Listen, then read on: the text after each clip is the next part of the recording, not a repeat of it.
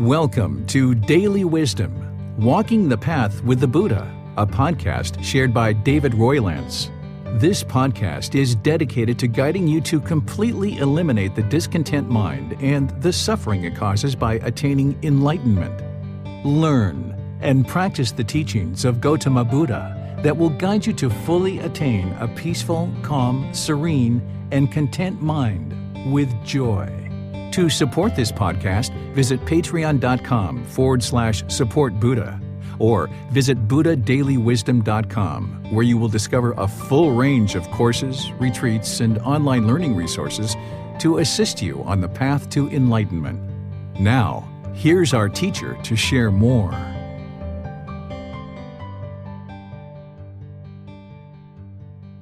Sawadee Kap. Hello and welcome to Daily Wisdom, Walking the Path with the Buddha. Today is our Pali Canon and English study group where we study the words of the Buddha. We're finishing up Volume 5, which is titled The First Stage of Enlightenment, Stream Enterer. We're going to be studying chapters 41 through 53 today, and this will complete out the complete part of this book that we've gone through over the course of about 5 weeks, studying a collection of teachings that are needed in order to get to that first stage of enlightenment. What's important to keep in mind, though, is that it's not just the teachings in this book that are going to help you get to enlightenment. There's volumes 1, 2, 3, and 4 that lead you up to volume 5. So it's important to build a foundation with volume 1 first, and perhaps using the group learning program or the other courses and retreats that I teach in order to help you build a foundation. And then moving into volumes 2, 3, 4, it really prepares you for volume 5 to then be able to focus on what is needed in order to get to the first stage of enlightenment.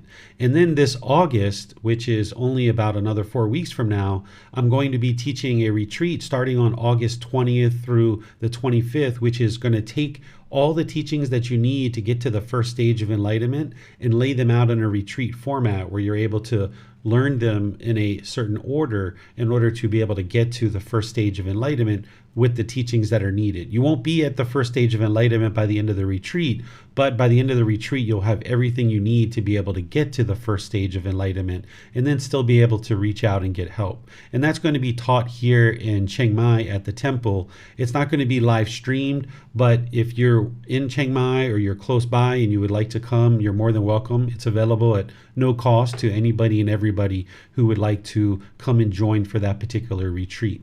So today we're going to focus on chapters 41 through 53 of volume 5. And the way that we do this program is we typically start with a meditation, but because we're doing 13 chapters today, which is a bit more than normal, we're going to just go right into actually studying the chapters. And what I do is I seek volunteers from Zoom. If there's anybody who would like to volunteer to read the chapter, then I will share teachings on that chapter and then open up to any and all questions that you have. If you're in Facebook, YouTube, or Zoom, you can put your questions into the comment section and I'll be able to see those and answer them for you. If you're in Zoom, you can electronically raise your hand and ask any questions or follow-up questions directly. So if there's someone who would like to read from Zoom, if you would like to just raise your hand electronically, you can go ahead and I'll call on you. Okay, it looks like Donnie's going to volunteer to read the first chapter, which is chapter 41. I'll just switch over to be able to display it. And there you go, Donnie. Thank you for volunteering. Thank you, teacher. Chapter 41. Death at the Door of Deathless Enlightenment. It is possible, Sunakata, that some monk here might think thus. Craving has been called an arrow by the aesthetic. The poisonous, unwholesome, mental quality of ignorance, unknowing or true reality is spread about by desire, craving, and anger. That arrow of craving has been removed from me. The poisonous, unwholesome mental quality of ignorance or unknowing of true reality has been expelled. I am one which is completely intent on Nibbana or enlightenment. Because he falsely thinks of himself thus, he might pursue those things that are unsuitable for one completely intent on Nibbana or enlightenment. He might pursue the sight of unsuitable forms with the eye. He might pursue unsuitable sounds with the ear, unsuitable odors with the nose, unsuitable flavors with the tongue, unsuitable physical objects with the body, or unsuitable mental objects with the mind. When he pursues the sight of unsuitable forms with the eye, he might pursue unsuitable sounds with the ear, unsuitable odors with the nose, unsuitable flavors with the tongue, unsuitable physical objects with the body, or unsuitable mental objects with the mind, craving invades his mind. With his mind invaded by craving, he will incur death or deadly pain. Suppose, Sunakata, a man was wounded by an arrow thickly smeared with poison, and his friends and companions, his kinsmen and relatives brought a surgeon. The surgeon will cut around the opening of the wound with a knife, and he will probe for the arrow with a probe, and then he would pull out the arrow and would expel the poisonous substance, leaving a trace of it behind. Knowing that a trace was left behind, he would say, "Good man, the arrow has been pulled out from you, the poisonous substance has been expelled with a trace left behind, but it is incapable of harming you.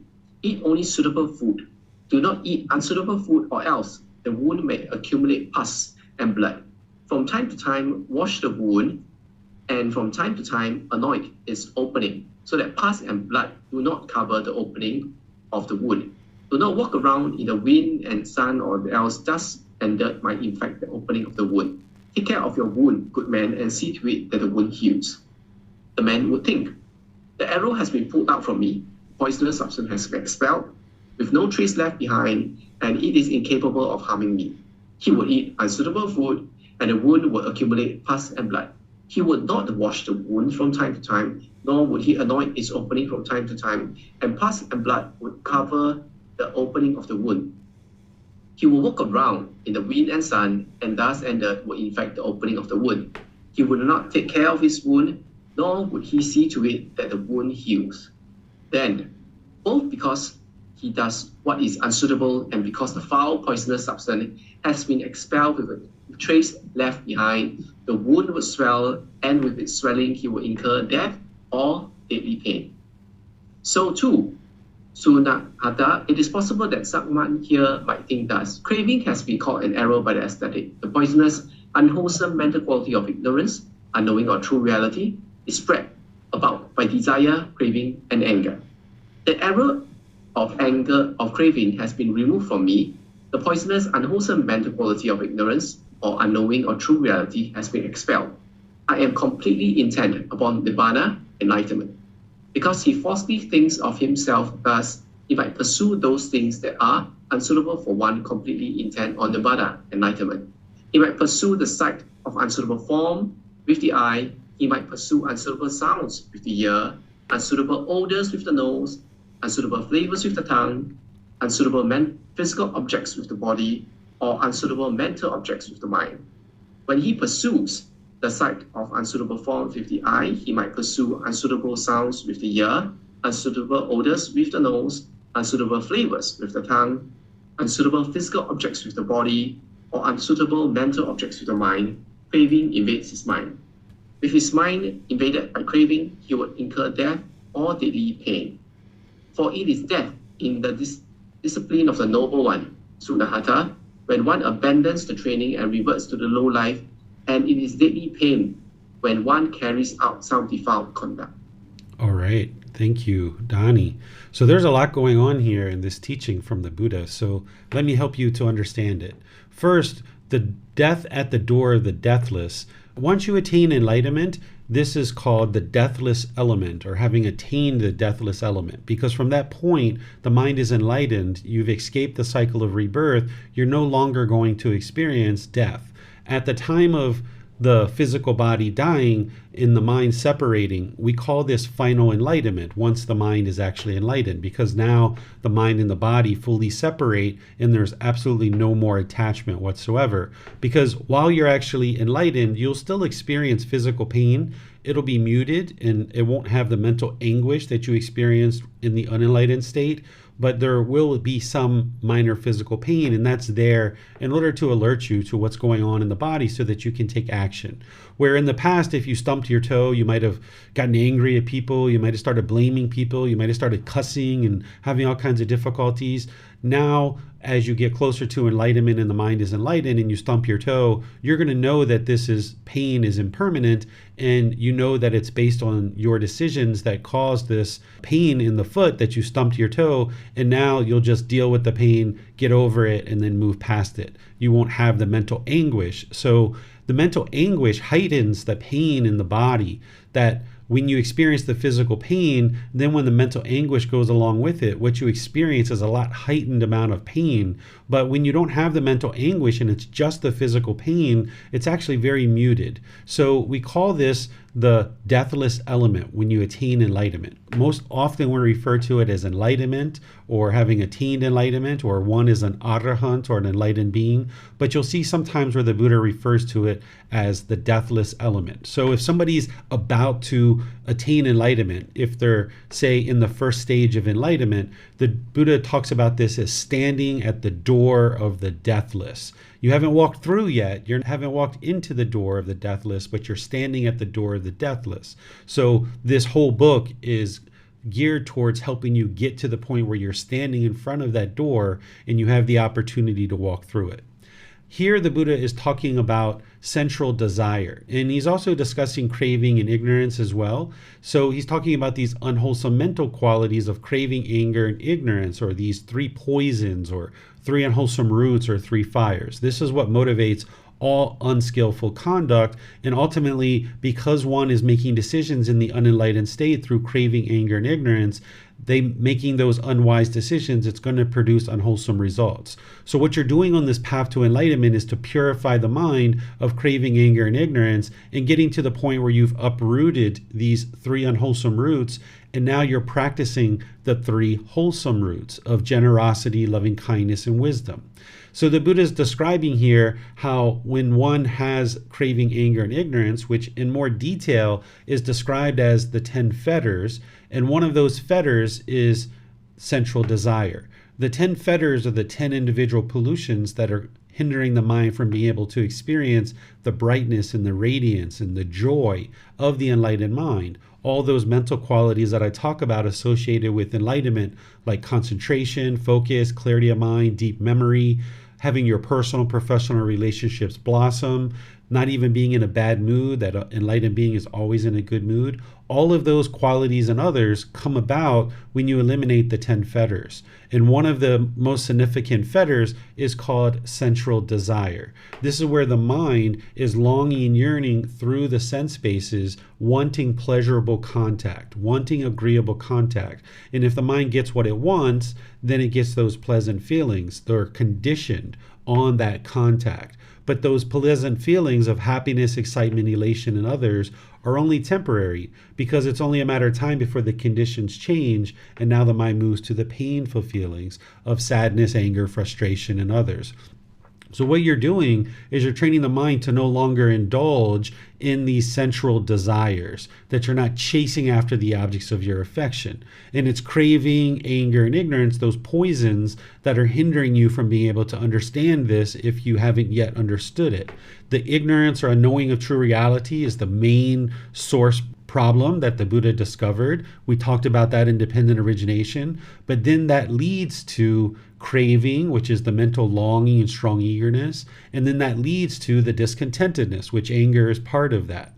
So here the Buddha is talking about how when one lacks certain wisdom, they're going to have this longing and yearning through the sense bases of the eyes, ears, nose, tongue, the body, and the mind. And one might indulge in unsuitable forms or sounds or odors or flavors or bodily contact with physical objects or mental objects. So let me give you an example here. At one point in our life, we might have indulged in alcohol or drugs or something like that, or we might have indulged in listening to gossip or slandering and doing things like this. Or maybe we ate a lot of unhealthy food at different times. There's various decisions that we make that cause harm to others and cause harm to us, And when we gain wisdom, we move into this higher consciousness, we start seeing this cause and effect, that our decisions are leading to certain results in life, and that we can clean that up by making wise decisions.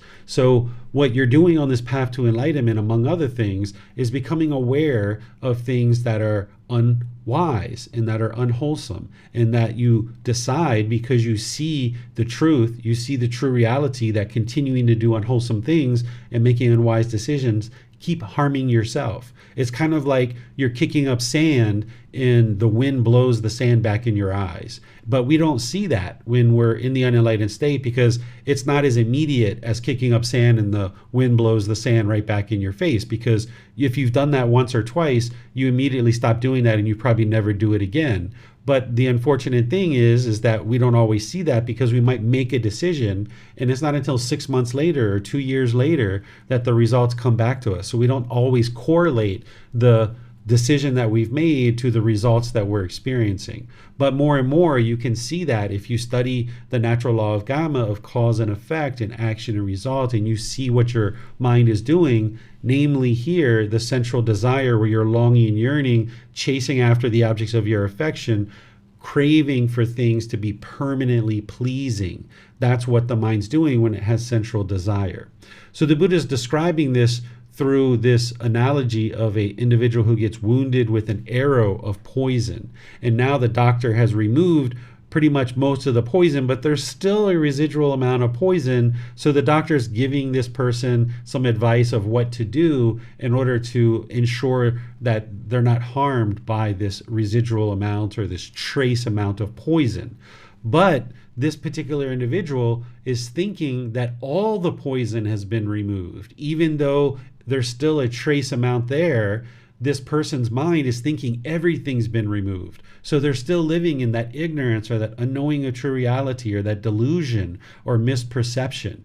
And now, because they think everything's been removed out of the body, they are making unwise decisions. And now their injury starts to have problems, and ultimately it doesn't heal and they actually die. And the Buddha is describing this as it relates to his teachings, that if you kind of get to the point where you think craving, anger, and ignorance has been removed, and you convince yourself of that, that ultimately your mind can become complacent, and then you won't do the rest of the work that you need to truly eliminate all the poison from the mind and get to the point where the mind's actually enlightened. Because as you're eliminating the craving, anger, and ignorance and all these fetters, there's a certain amount of concentration and focus, clarity of mind, deep memory that's coming in. You're starting to experience certain amount of improvement in your personal and professional relationships. You're noticing that you're pretty much in a good mood all the time. And if you allow the mind to become complacent and thinking that, okay, this stuff is all gone, all these poisons have been eliminated because you've been at this for a while, then you can get to the point where the mind's complacent and you don't see the small trace amounts of poison that are in your mind. Another way to think about this, in addition to the analogy that the Buddha is describing here, is that if you were cleaning the dust out of your house, you might clear the vast majority of the dust out of your house, but there's still a little bit in the corners that you haven't seen and that you haven't addressed. So you need to be super thorough, wring out the rag and getting every last little drop of craving, anger, and ignorance and those 10 fetters out of the mind, never truly convincing yourself that you've actually attained anything at all. Whether you think you're in the first, second, third, or fourth stage of enlightenment, don't ever convince yourself that you're even in those stages of enlightenment. Just continue to stay diligent to know what those 10 fetters are, know what the symptoms are when they're arising, and then know the antidotes to apply to them so that you'll be able to then apply. So if you have mindfulness or awareness of mind, this is the guard that's going to guard your mind. And now wherever you see one of those 10 fetters popping up and starting to create certain aspects in the mind, you can then stamp it out with whatever the remedy is. Because the Buddha describes all the way here towards the end that if one pursues unsuitable central desires, then essentially what they're going to do is experience this death, essentially.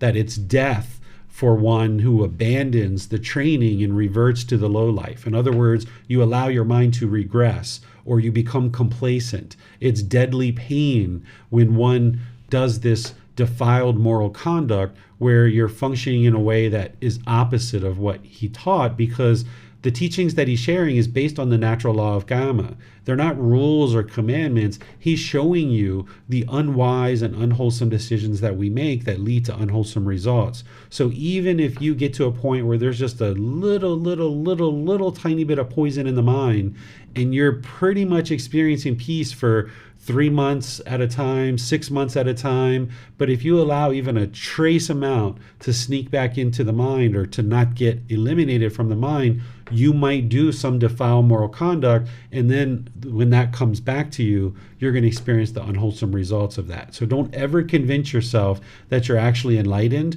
or that you're in any of the stages of enlightenment. Just stay diligent and determined to guard the mind and look out for these fetters and poisons so that any time you see something arising, you can eliminate it. And where you need help, you reach out to your teacher and I'll help you. Any questions on this particular chapter, you can put that into Facebook, YouTube, or Zoom, and I'll be able to help you. Or you can raise your hand in Zoom and ask any questions that you like. Looks like, Marcy, you have your hand up. What's your question?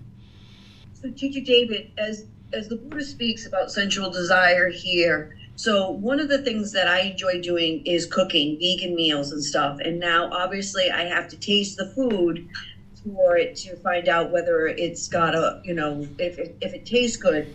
Is that, like, how would I know whether or not that's like a craving, or am I just tasting it just to make sure that it's palatable? Because I know that the Buddha teaches to be not to be agreeable or disagreeable, but it just is what it is.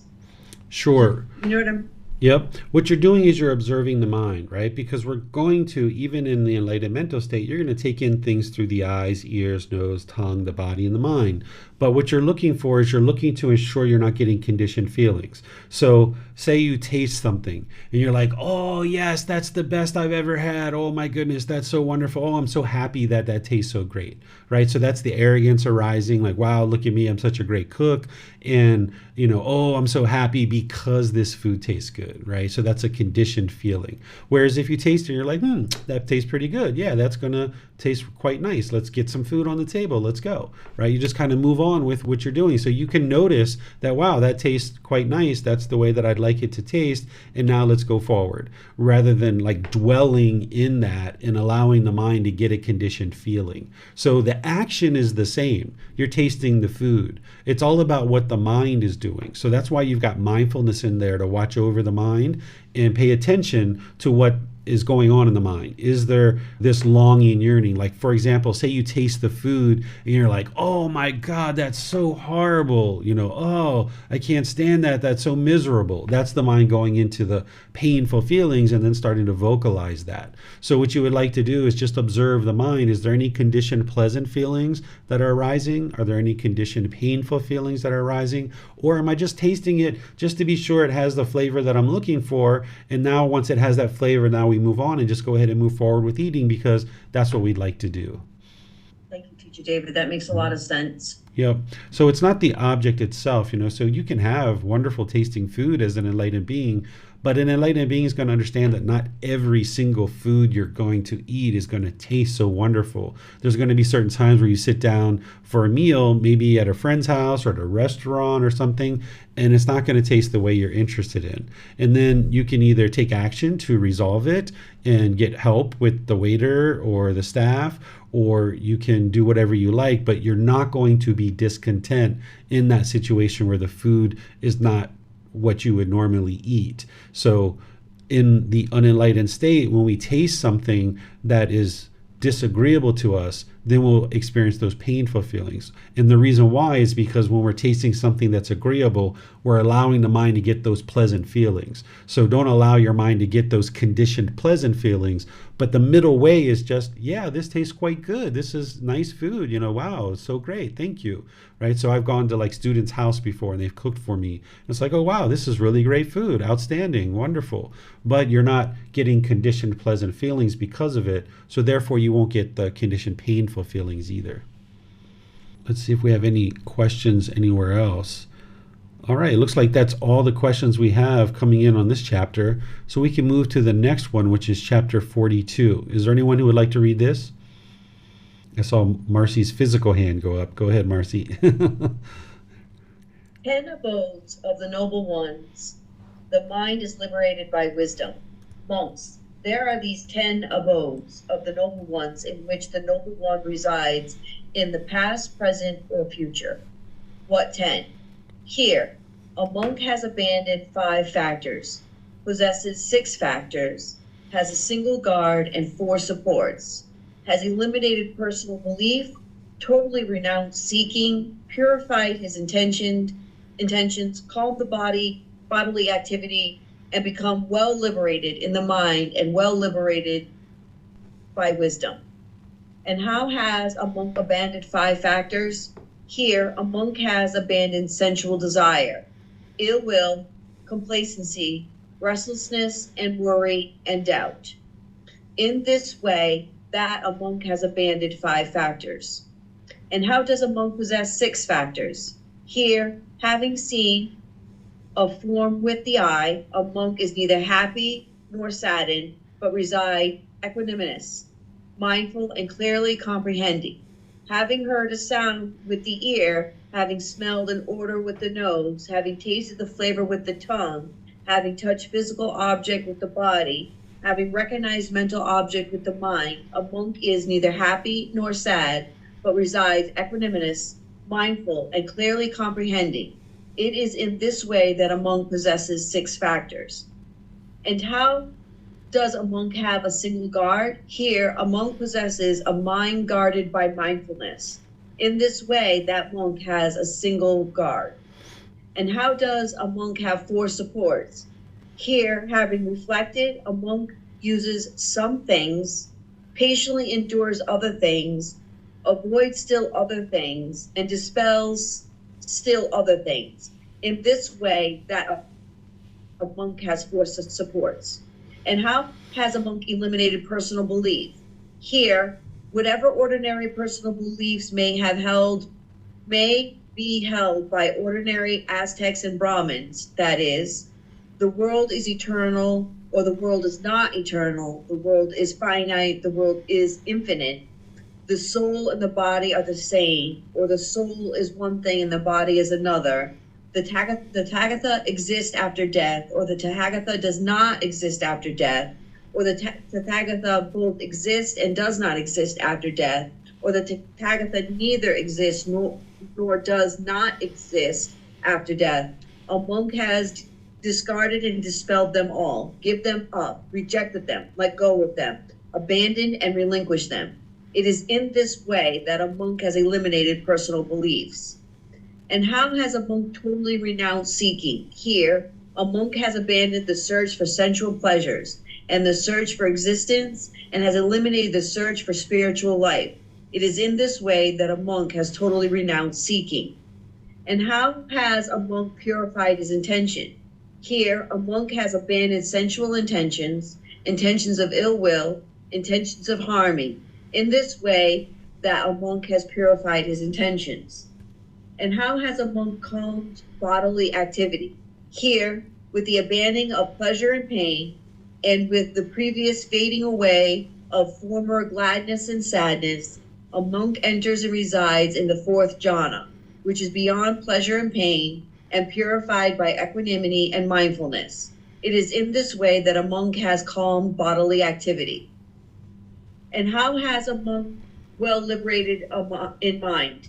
Here, a monk's mind is liberated by craving, anger, ignorance of unknowing true reality. It is in this way that a monk is well liberated in mind. And how is a monk well liberated by wisdom? Here, a monk understands, I have abandoned craving, cut it off at the root, made it like a palm stump, obliterated it so that it is no more subject to future arising. I have abandoned anger, cut it off at the root, made it like a palm stump, obliterated it so that it is no more subject to the future arising. Abandoned ignorance, a knowing of true reality, cut it off at the root, made it like a palm stump, obliterated it so that it is no more subject to future arising. It is in this way that a monk is well liberated by wisdom. Monks, whenever noble ones in the past reside in noble abodes, all resided in these same 10 abodes. Whenever noble ones in the future will reside in noble abodes, all will reside in the same 10 noble abodes. Whenever noble ones in the present reside in noble abodes, all reside in these same 10 noble abodes. These are the 10 abodes of noble ones in which noble ones reside in the past, present, or future. All right, thank you, Marcy.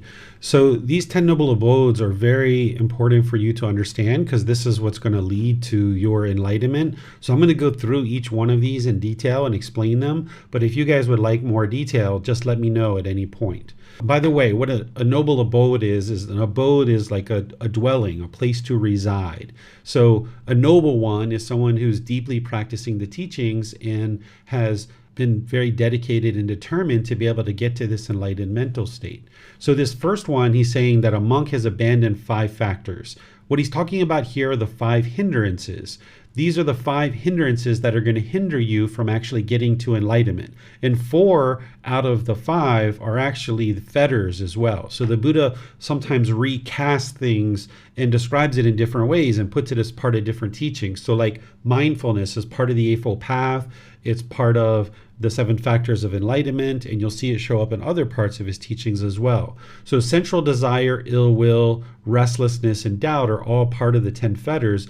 But just like these are fetters that keep one trapped in the unenlightened state, these are also the most significant things that are going to actually hinder you from being able to experience enlightenment. So you're going to need to understand what these 5 hindrances are. And I'm going to be teaching a class on this in the group learning program coming up in a few weeks. So the very last class of every group learning program is me teaching the 5 hindrances. So for 7 months, I teach people in the group learning program of what it takes to get to enlightenment. And then the very last class, I teach people what's going to actually hinder them from being able to get to enlightenment. So sensual desire, ill will, complacency, restlessness and worry and doubt are all things that you need to understand what they are so that when they're arising, you can see those symptoms and then you can apply the antidote or the remedy, which is what I teach you in that class.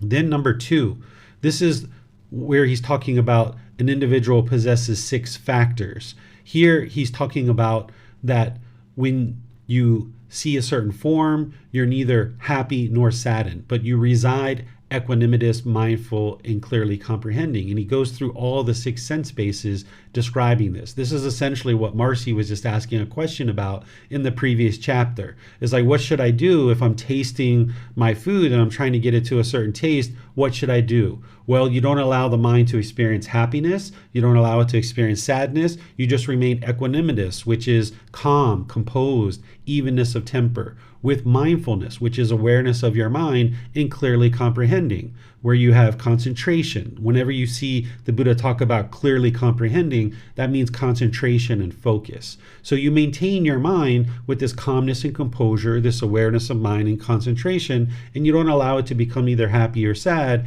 based on seeing things with your eyes, hearing things with your ears, smelling things with the nose, tasting things with the tongue, coming in contact with something with the physical body or certain mental objects. So one of the things that the mind can do is you can be thinking about the past and you can be thinking about pleasurable things or painful things. And then because your mind's clinging to those experiences in the past, you can create feelings that are conditioned in the present moment based on things that happened in the past. So that's why we use the mind as saying it's a 6th sense base. And the same thing happens for the future. Like say you're getting ready to go on holiday or vacation. You might get all these pleasant feelings and be so excited about what's going to happen in the future. So there hasn't been any contact through the eyes, ears, nose, tongue, the body.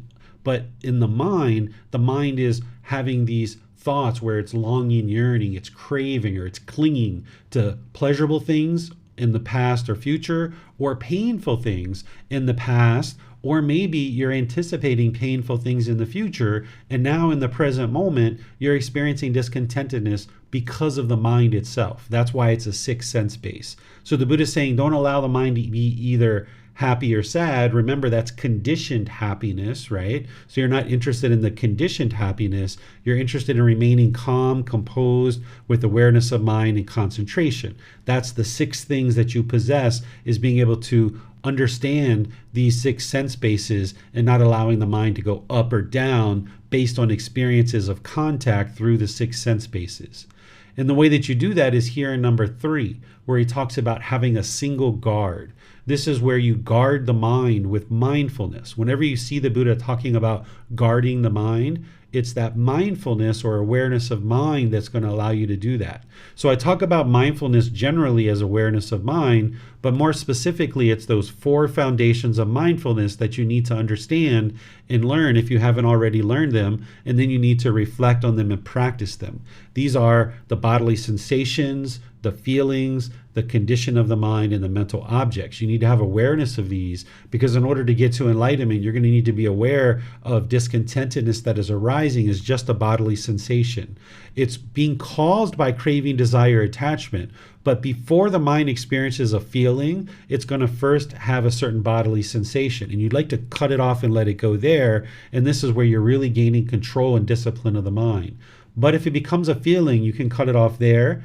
And if you don't, it's going to affect the condition of the mind for a few hours or a few days or a week or so. And you can cut it off there too, because then it's going to more deeply root this mental object. It's going to add more to this mental object of, say, ill will or central desire or something like this. So the sooner that you can catch the discontentedness as a bodily sensation would be ideal. Then you can get more discipline and control of the mind. It's kind of like a wild bush that's growing, and you're trying to cut it back and cut it back and cut it back so that you can uproot it and get the roots out so that it never grows back. So it's mindfulness that is that guard, that awareness of mind, and more specifically, the 4 foundations of mindfulness. So you'll need to learn those. I've taught classes on those. I have books that talk about those, and then I can also help you through personal guidance too, or answering questions here to help you understand that more deeply so that you can then practice it.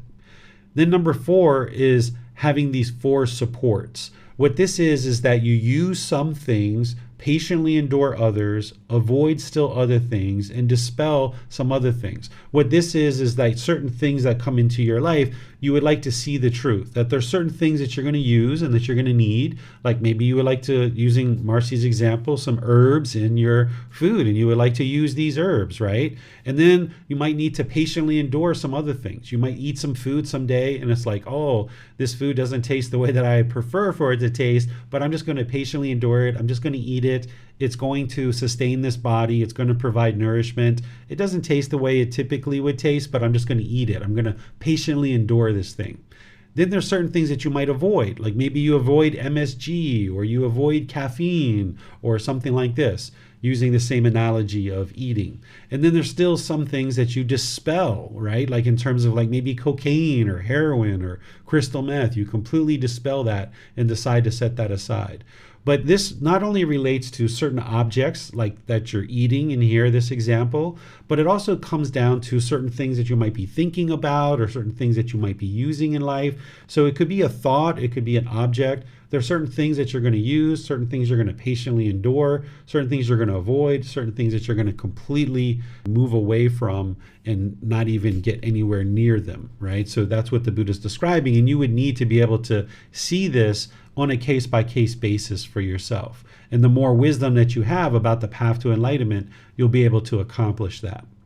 Then number 5, by the time you get to enlightenment, you've eliminated all your personal beliefs. The Buddha is talking about 10 individual beliefs here, but all personal beliefs you've eliminated. And you're not just doing that just haphazardly, you're doing it based in wisdom, so that when the mind is experiencing anger and frustration, irritation, annoyance, any of those discontent feelings, there's a certain amount of false truths that are in the mind, that the mind hasn't yet fully cultivated wisdom. You haven't got to what the Buddha calls final knowledge. By the time you get to enlightenment, you've attained final knowledge. You've completely uprooted ignorance or unknowing of true reality from the mind.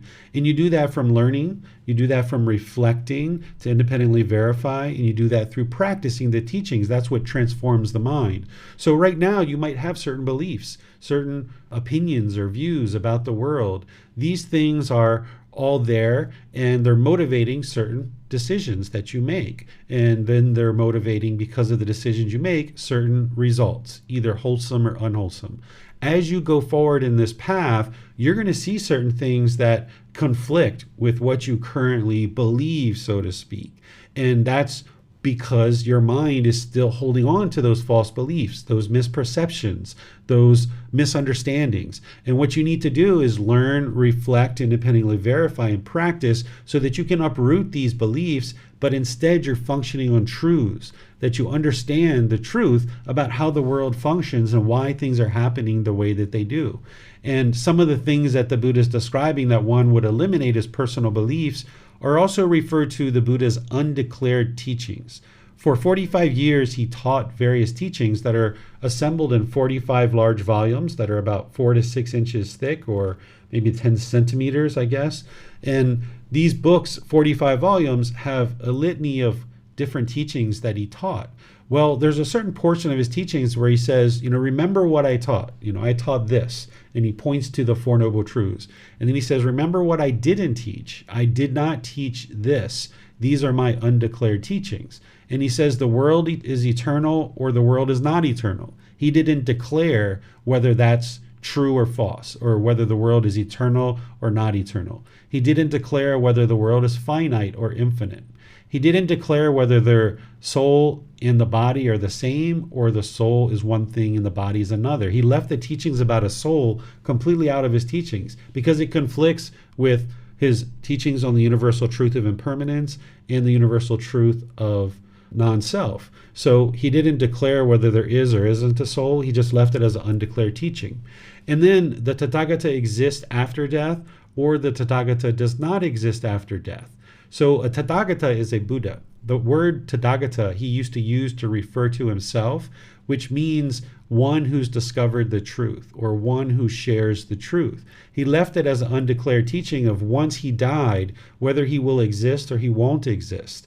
And you'll need to get to the point where you understand that as an enlightened being getting to enlightenment, that you don't know what's next, and that's okay with you. Your mind should be so peaceful and joyful in the present moment as an enlightened being that you don't care what's next, if anything at all. So the Buddha didn't declare whether he exists or he doesn't exist, but you can also relate this to an enlightened being as well, because the Buddha was an enlightened being. So if you get to enlightenment, he's not declaring whether you exist or you don't exist after death, or whether you both exist or do not exist after death, or whether you neither exist nor do not exist. He left all this as an undeclared teaching. And the interesting thing is that you will see people that will share what they're calling Buddhist teachings that will actually take a definitive stance on these things. They will say either the world is eternal or the world is not eternal, or the world is finite or infinite, or they will talk about a soul related to the teachings of the Buddha, or they will say once you attain enlightenment, you don't exist anymore whatsoever. But the Buddha never said those things, and you can see that here, and you can see it in other places as well. So these are what's called his undeclared teachings, and you need to get to the point where you don't believe in whether these things are true or false, that you just understand that they're undeclared, and that you ultimately get to a point where you've let go and abandoned any kind of personal beliefs. But you do that through wisdom. You don't do it through blind belief and just believing something else. You don't just replace your current beliefs with new beliefs. Instead, you get rid of all belief, because with belief, you don't know what's true or false. What you would like to get to is wisdom. And that's how you do it, is through learning, reflecting, and practicing. And then slowly but surely, you start seeing that what you once believed about the world, that the Buddhist teachings are completely abolishing that. And one of the first things you learn along those lines is when we first start on this path, we believe that other people are causing us to be angry. We believe that other people are annoying us, or the situation is annoying us. We believe that, right? But then when you learn the Four Noble Truths, you learn it, you reflect on it to independently verify it, and then you practice it and you see the truth. And you don't believe that anymore because you have wisdom and you know the truth. So you do that with each individual aspect of the teachings of the Buddha, and you get rid of and wipe clean all these beliefs, because those beliefs are just conditioned experiences that the mind's holding on to. And now you're having certain struggles and difficulties in life because you're making decisions through your beliefs rather than based on wisdom or truth. So you can get rid of that as you're gradually learning, reflecting, and practicing to discover the truth and acquire wisdom. Then number 6, a monk has renounced seeking. What the Buddha is talking about here is searching for sensual pleasures, that you have eliminated sensual desire, that fetter of sensual desire, that you're no longer searching and looking around the world for things to please the mind through the sense bases, that you've eliminated searching for existence. What this means is that you're no longer holding on to the world and wanting to exist in the world, but you're also not seeking non-existence either. That you understand, like, okay, this body, this mind is in existence. I'm going to make the most of this existence, but I'm not craving to hold on to this existence, but I'm not craving non-existence either. So you're not searching for existence. And then the third one that he talks about here is eliminating search for a spiritual life. That by the time you've learned and penetrated his teachings deeply enough, you will no longer be searching for a spiritual life because you have one. You already have a spiritual life. So you don't need to be searching for a spiritual life, because once you penetrate the teachings of the Buddha deeply enough and you see the truth and you see the condition of your mind gradually improving, you get to the point where you eliminate all doubts, that you have no doubt that these teachings are leading to an improved condition of mind, an improved life, and that you're on the road and on the path to enlightenment. It's just a matter of you continuing to learn and continuing to practice that you're going to get there. So you will have eliminated search for a spiritual life because you've already found one. So an individual has renounced all three types of this seeking: seeking sensual pleasures, seeking existence, and seeking a spiritual life. Then the Buddha talks about purifying one's intentions. This goes back to right intention in the Eightfold Path, that this is one of the building blocks to help you build out the whole rest of the Eightfold Path, that you're going to need to fully cultivate in the mind the intention of renunciation, the intention of non-ill will, and the intention of harmlessness. Here, the Buddha is describing it a little bit different way. He's talking about abandoning sensual intention, abandoning the intention of ill will, and abandoning harming. But in the Eightfold Path, he's describing it in terms of what you need to cultivate, which is cultivate the intention of renunciation, where you're willing to let go. You're not clinging and craving and holding on. One thing that the mind usually holds on to is this sensual desire and longing and yearning through the sense bases. But there's other things that the mind is holding on to as well. So that's why you need to be willing to let go. If you were holding on and holding on and holding on and not willing to let go of the things that your mind currently has, you wouldn't be able to get to enlightenment, because you're going to need to clear out the conditioned mind to be able to get to this unconditioned mind. So you're going to need to have the intention of renunciation and abandon the longing and yearning through the sense bases, or the central intention. You're going to need to abandon the intention of ill will and cultivate the intention of non-ill will, or goodwill, or loving kindness, where you're interested in seeing all beings be well. And getting to the point where you cultivate the intention of harmlessness, where you're disinterested and incapable of harming other beings. Because as long as you cause harm to other beings, that harm is going to come back to you. So you're going to need to cultivate the intention of harmlessness and abandon any interest in harming other beings. And that's going to help you and support you in all the rest of the development of the Eightfold Path, and ultimately getting to enlightenment. So an individual who's residing in these 10 abodes is going to have purified their intentions in this way. Then the Buddha is talking about calming the bodily activity. Here he's referencing the fourth jhana, which those jhanas are the four preliminary phases that the mind goes through before it gets to the first stage of enlightenment. And here he's talking about how one who is calming the bodily activity and in this fourth jhana, that they've abandoning pleasure and pain, that they're beyond this pleasure and pain, meaning conditioned pleasure and pain.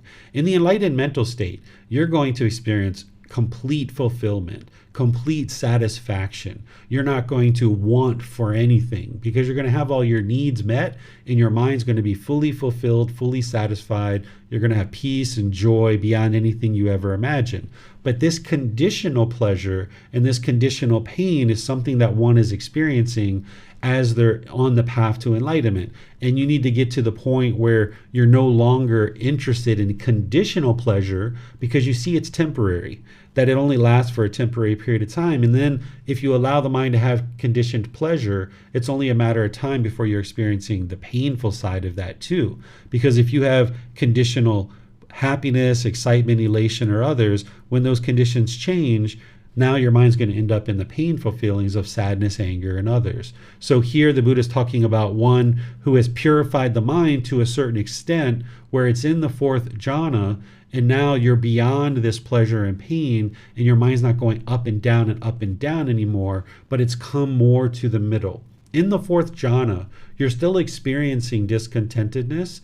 You're going to be experiencing some amount of discontentedness all the way up until the mind's actually enlightened. Even in that third stage of enlightenment, there's occasional discontentedness, be it once every 3 months or once every 6 months, and it's very minor, very muted, doesn't last very long, and you can stamp it out pretty quickly. But nonetheless, you're going to be experiencing some discontentedness.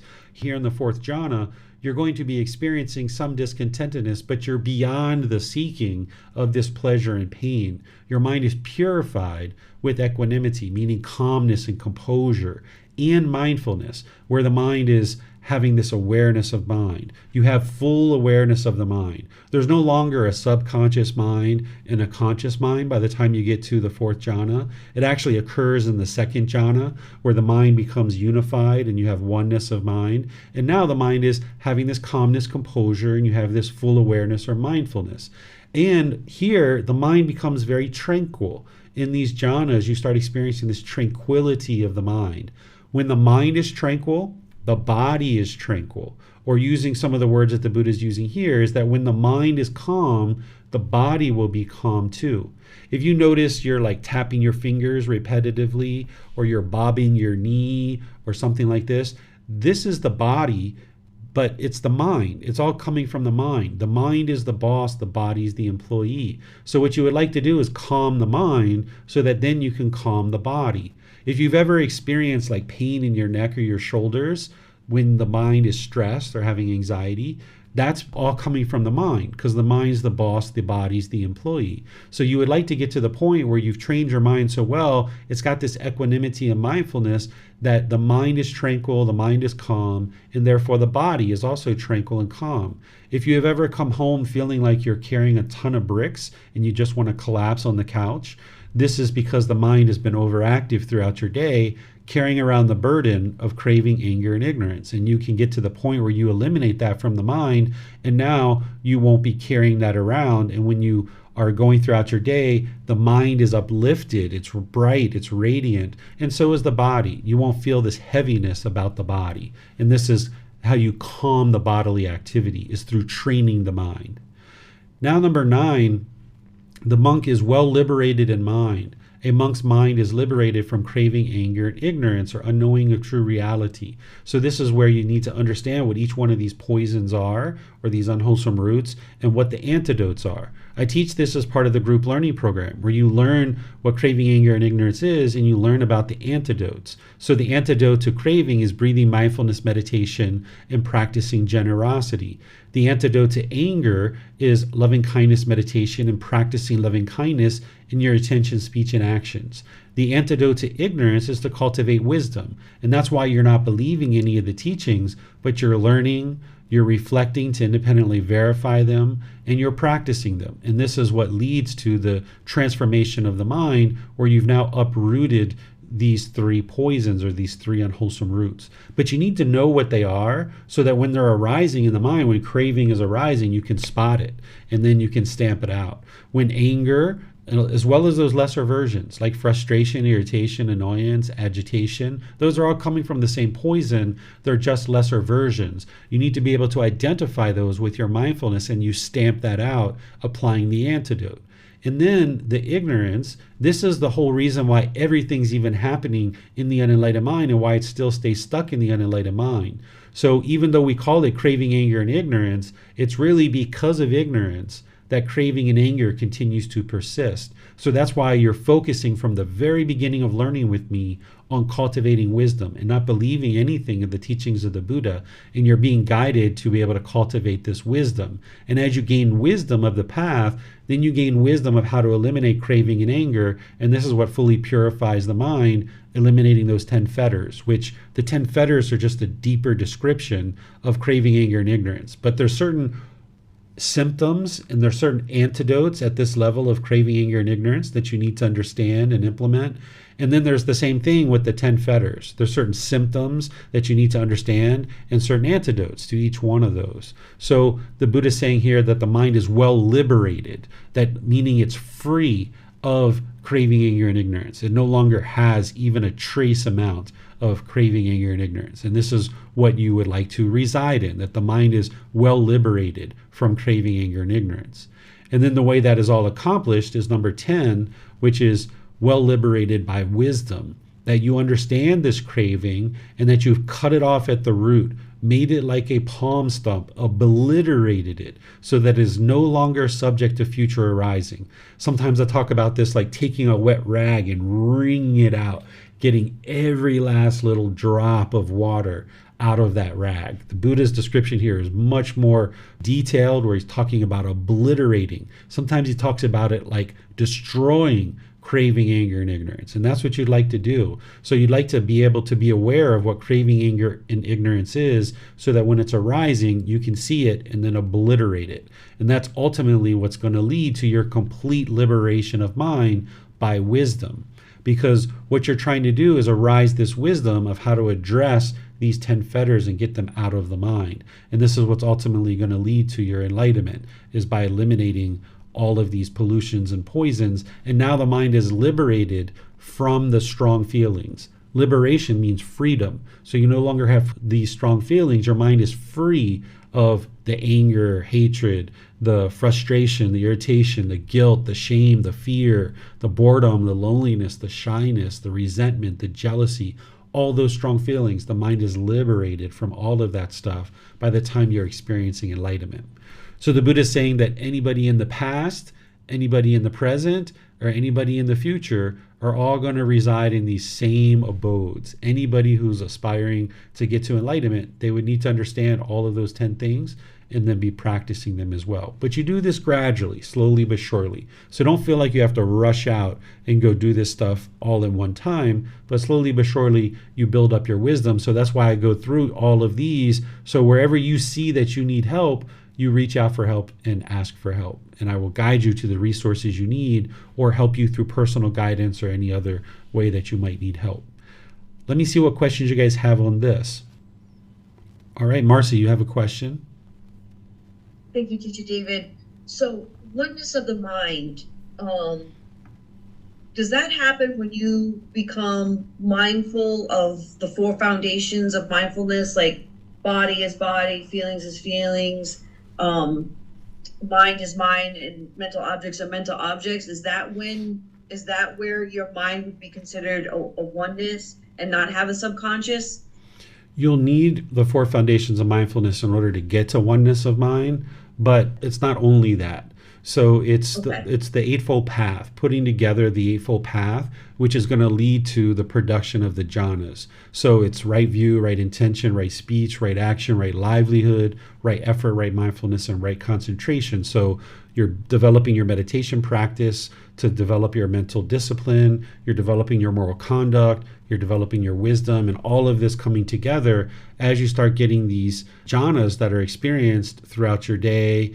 Then you'll be able to get to a point where you can observe the entire mind. If you've ever been at some point in your life where you've been sitting there talking to somebody and then just you blurted something out, and after you said it, you were like, why did I say that? That was so silly. That was so stupid. Why did I say that? That's the subconscious mind, that dirty devil subconscious mind that's motivating unskillful conduct, where the conscious mind in the unenlightened state, you're aware of the conscious mind, but you're not aware of the subconscious mind. The conscious mind is polluted, but the subconscious mind is even more polluted than the conscious mind. And because you're not aware in the unenlightened state of the subconscious mind, it's in there motivating unskillful conduct because of the pollution. But by the time you've trained enough through meditation and all the other teachings on the Eightfold Path, you get into that second jhana, which among other things, you get this oneness of mind, or this unification of the mind, where you now have full clarity of being able to observe the entire mind, that there is no longer a subconscious mind. You won't find yourself in a situation where you just blurt something out, mistakenly and then kind of like, why did I say that? That was so silly. And that's how you'll know that you have full awareness of the mind, because there isn't anything kind of like hidden in the corners. There isn't any dust under your carpet motivating unskillful conduct. Thank you, Teacher David. Mm-hmm. All right. I'm not seeing any other questions anywhere on our platforms. So let's go ahead and move into the next chapter, which is chapter, 43, I think. Yeah, 43. There we go. Someone like to read this? I can read again, Teacher David, if you'd like. Sure, go ahead. One who abandons the taints that should be abandoned by saying, monks, a well-taught noble disciple who has regard for noble ones and is skilled and disciplined in their teachings, who has regard for true men and is skilled and disciplined in their teachings, understands what things are fit for attention and what things are unfit for attention. Since that is so, he does not attend to those things unfit for attention, and he attends to those things fit for attention. What are the things unfit for attention that he does not attend to? They are things such as when he attends to them, the unarisen taint of sensual desire arises in him, and the arisen taint of sensual desire increases. The unarisen taint of existence, personal existence view, arises in him, and the arising taint of existence, personal existence view increases. The unarisen taint of ignorance, unknowing of true reality, arises in him, and the arisen taint of ignorance, unknowing of true reality, increases. These are the things unfit for attention that he does not attend to. And what are the things fit for attention that he attends to? They are things such that when he attends to them, the unarisen taint of sensual desire does not arise in him, and the arisen taint of sensual desire is abandoned. The unarisen taint of existence, personal existence view, does not arise in him, and the arisen taint of existence, personal existence view, is abandoned. The unarisen taint of ignorance, unknowing of true reality, does not arise in him, and the arisen taint of ignorance, unknowing of true reality, is abandoned. These are the things fit for attention that he attends to. By not attending to things unfit for attention, and by attending to things fit for attention, unarisen taints do not arise in him, and arisen taints are abandoned. He attends wisely. This is discontentedness. He attends wisely. This is the cause of discontentedness. He attends wisely. This is the elimination of discontentedness. He attends wisely. This is the way leading to the elimination of discontentedness. When he attends wisely in this way, 3 fetters are abandoned in him: personal existence view, doubt, wrong behavior, and observances. This is called the taints that should be abandoned by seeing. Okay, thank you, Marcy.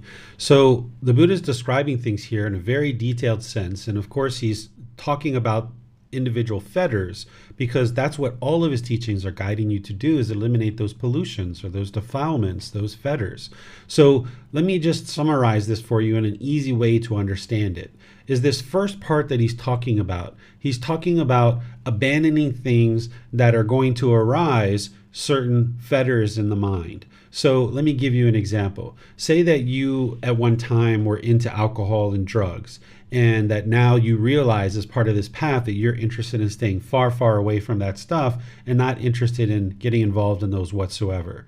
Well, what the Buddha is describing to you here is don't get involved in those things and stay far away from them. So if you used to go out at 10 p.m., 11 p.m. to the bars and kind of hoop it up in town, so to speak, then what you should probably do is stay home, right? And don't go to those places. Don't go around the bars. Don't go around where all that music's playing and, people are hooping it up and there's all this, things that are going on in the bars, but, go to do things that are wholesome. So he's saying, what are the things that are unfit for attention that he does not attend to? So central desire here, this example of drugs and alcohol is a good one for that, because if you have a certain central desire for drugs and alcohol and you continue to go around the bars, this is going to arise your central desire and it's going to increase it in the mind.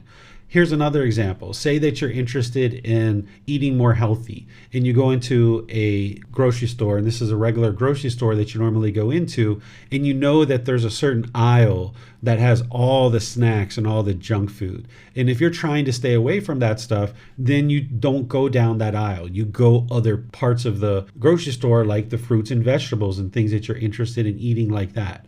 So the Buddha is describing here to not give attention, or don't keep doing the things that are going to arise these fetters. If there's certain things that you know that you're doing in life that are arising central desire or personal existence view or this ignorance or unknowing of true reality, don't keep doing those things, because it's going to arise those fetters in your mind, and now you're going to make unwise decisions because of it.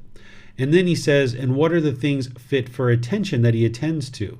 That you essentially do things in life that don't arise central desire, that don't arise personal existence view, and that don't arise ignorance, that you make wise decisions about the things that you get involved in, that you do wholesome things.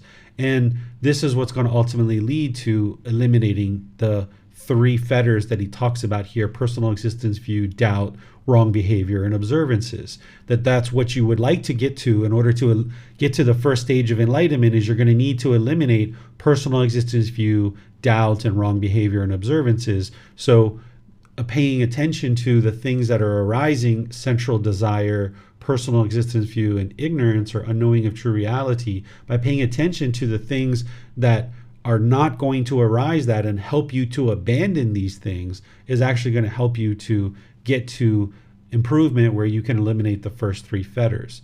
And one of the things that the Buddha says to attend to is, this is discontentedness, this is the cause of discontentedness, the elimination, and the way leading to the elimination of discontentedness. This is the Four Noble Truths. He's pointing to that because that's the beginning of the path. When you understand the Four Noble Truths and the cause of discontentedness being craving, desire, attachment, then you understand that this central desire is all craving, desire, attachment. That's what the mind's doing.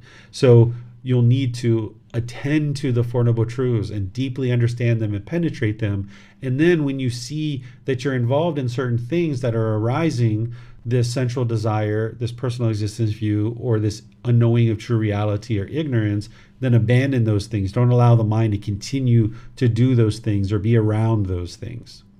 Do you guys have any questions on this chapter? All right, I'm not seeing any questions here, so let's move on to the... Eugene has a question. Go ahead, Eugene. Yeah. Hello, David. I have one short question. Can you scroll a bit down, please? Sure. Yeah, to the point.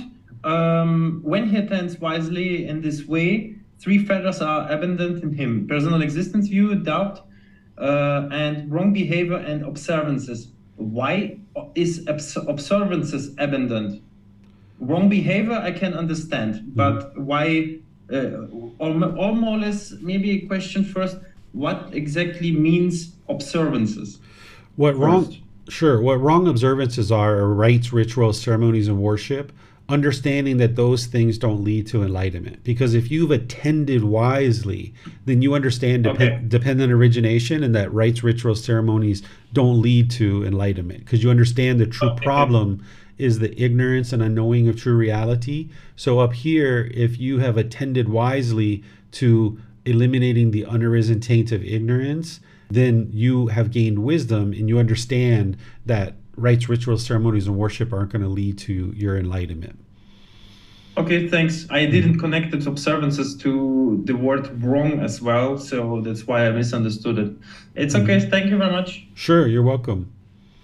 All right, so let's move on to the next chapter, which is chapter 44. Someone would like to read this one? Okay, go ahead, Donnie. Right views of various kinds. When friends, a noted disciple understands the unwholesome and the root of the unwholesome, the wholesome and the root of the wholesome, in that way he is one of right view, whose view is straight, who has perfect confidence in the teachings, and has arrived at these true teachings. And what friends is the unwholesome, what is the root of the unwholesome, What is the wholesome and what is the root of the wholesome? Killing living beings is unwholesome. Taking what is not given is unwholesome. Misconduct in sensual pleasures is unwholesome. False speech is unwholesome. Malicious speech is unwholesome. Harsh speech is unwholesome. Gossip is unwholesome. Craving is unwholesome. Ill will is unwholesome. Wrong view or ignorance is unwholesome. This is called the unwholesome. And what is the root of the unwholesome? Craving is the root of the unwholesome. Anger is the root of the unwholesome. Ignorance or unknowing of true reality is a root of the unwholesome. This is called the root of the unwholesome. And what is the wholesome? Abstention from killing living beings is wholesome. Abstention from taking what is not given is wholesome. Abstention from misconduct in sensual pleasures is wholesome. Abstention from false speech is wholesome. Abstention from malicious speech is wholesome. Abstention from harsh speech is wholesome. Abstention from gossip is wholesome. Non-craving or generosity is wholesome. Non-ill will or loving kindness is wholesome. Right view or wisdom is wholesome. This is called the wholesome. And what is the root of the wholesome? Non-craving or generosity is a root of the unwholesome. Non-anger, loving kindness is a root of the wholesome. Non-ignorance, wisdom is the root of the wholesome. This is called the root of the wholesome. When a noble disciple has thus understood the unwholesome and the root of the unwholesome, the wholesome and the root of the wholesome, he entirely abandons the underlying tendency of craving. He abolishes the underlying tendency to anger. He completely destroys the underlying tendency to the view and conceit I am. And by abandoning ignorance, unknowing of true reality, and arousing true wisdom, he here and now makes an end to discontentedness. In that way, too, a noble disciple is one of right view, whose view is straight, who has perfect confidence in the teaching, and has arrived at its true teaching. I'm going to stop you there, Donnie, because this goes on for quite a while. So let me teach this part, and then I'll explain to you what we'll do with the other part.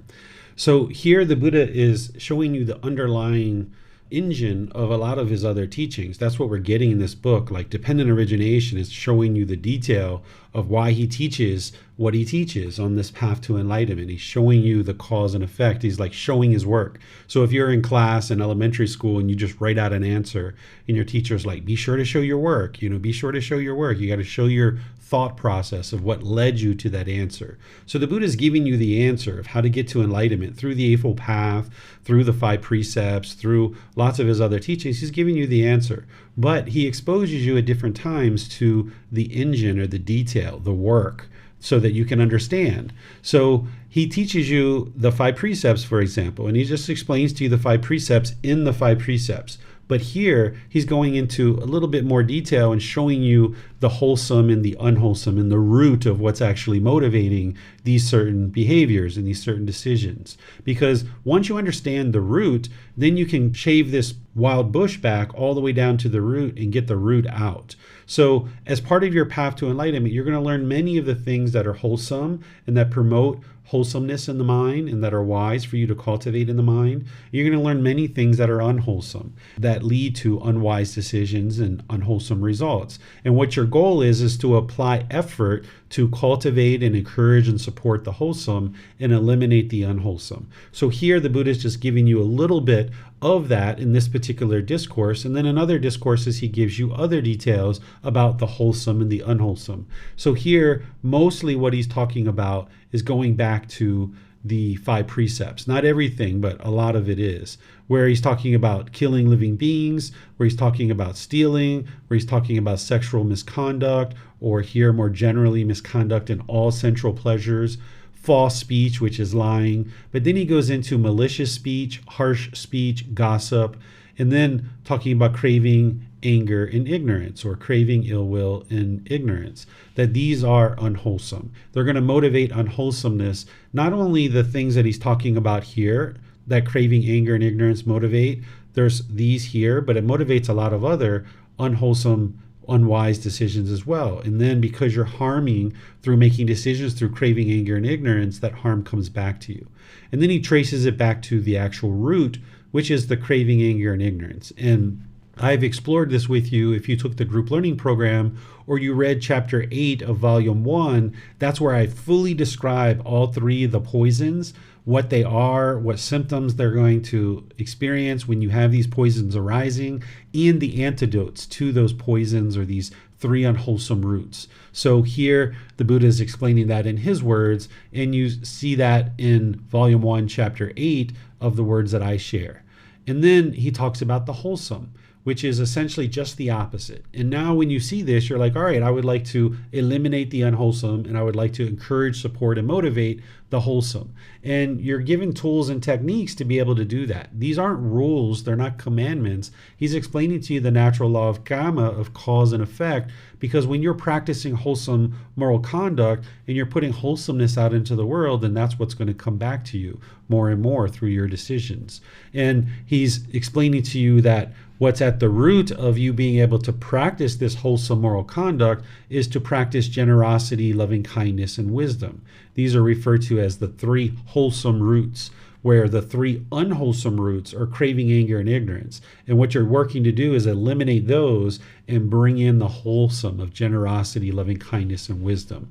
And by doing that, that is what actually leads to the end of discontentedness. The end of discontentedness is enlightenment. By getting to the elimination of the craving, anger, and ignorance through arising the wholesome roots of generosity, loving kindness, and wisdom, that's what's going to lead to the end of discontentedness, because you've uprooted the mind of these pollutions. So end of discontentedness is enlightenment itself, because you fully purified the mind. You're in that fourth stage of enlightenment as an arahant, that there is no more discontent feelings. So let me see what questions you guys have on this before we move on. And as you guys are thinking about questions, let me just explain what this nutriment is. We're not going to read all of this because it actually goes on throughout this chapter and explains each individual aspect of dependent origination and some other things. So if you guys are learning in this class, then you should be reading these chapters, or you might think about reading these chapters either before or after class. If you read them before class, it will help you to be able to come to class prepared with certain questions, because in some situations, we're not going to be able to discuss the entire chapter. So here, let me just explain nutriment, because I don't think we've seen it yet in terms of the books that we've studied so far. What the Buddha talks about of nutriment is this is what's feeding the mind's craving, anger, and ignorance. This is what's feeding continued existence. And what you would like to do is you'd like to cut that off and no longer feed craving, anger, and ignorance, or give the mind this nutriment of continuous existence. And the way that you do that is through the Eightfold Path, is learning and practicing the Eightfold Path. So where you see craving arising in the mind, by restraining the mind, you're no longer giving it the nutriment to continue. You're no longer nourishing it and providing it what it needs to continue to long and yearn. You're pulling the mind back. Same thing with anger. When you see anger arising in the mind, you'd like to restrain the mind. Or if you see ignorance or unknowing of true reality, the same thing. You'd like to no longer provide it this nutriment, because that's what's going to continue it forward, and then you're going to continue to experience craving, anger, and ignorance and continuous problems. So you need to get to the point where you've cut off at the base, you've obliterated any nutriment that you're providing these three unwholesome roots. And it's the Eightfold Path that's going to help you to accomplish that. So let me see if you guys have any questions on any of this stuff. And Donnie, I'm not going to have you read all the rest of it because it's quite extensive. And it's a lot of repetition in some cases. But if you guys haven't read this yet, you should definitely go through and read each one of these, because he's describing each of the factors of dependent origination in detail for you. All right, I'm not seeing any questions here, so we'll just move on to the next one. So thank you for reading that one, Donnie. You can see here that it's quite extensive what the Buddha is explaining. This is probably one of the longest chapters in the whole book series for this particular type. And then you've got my descriptions in here as well, and some links to be able to point you to how to get more detail on that. So now we go to chapter 45. So someone would like to read this? All right, go ahead, Donnie. Factors for stream enter. First discourse. Then the Venerable Sariputta approached the perfectly enlightened one, paid homage or respect to him, and sat down to one side. The perfectly enlightened one then said to him, Sariputta, this is said, a factor for stream entry, a factor for stream entry. What now, Sariputta, is a factor for stream entry? Association with wholesome persons, Venerable Sir, is a factor for stream entry. Hearing the true teachings is a factor for stream entry. Careful attention is a factor for stream entry. Practice in accordance with the teachings is a factor for stream entry. Good, Sariputta. Association with wholesome persons, Sariputta, is a factor for stream entry. Hearing the true teachings is a factor for stream entry. Careful attention is a factor for stream entry. Practice in accordance with the teachings is a factor for stream entry. Okay, thank you, Donnie. So here the Buddha is giving 4 things that need to be practiced in order to get to stream entry, among all the other things that we've been discussing as part of this book.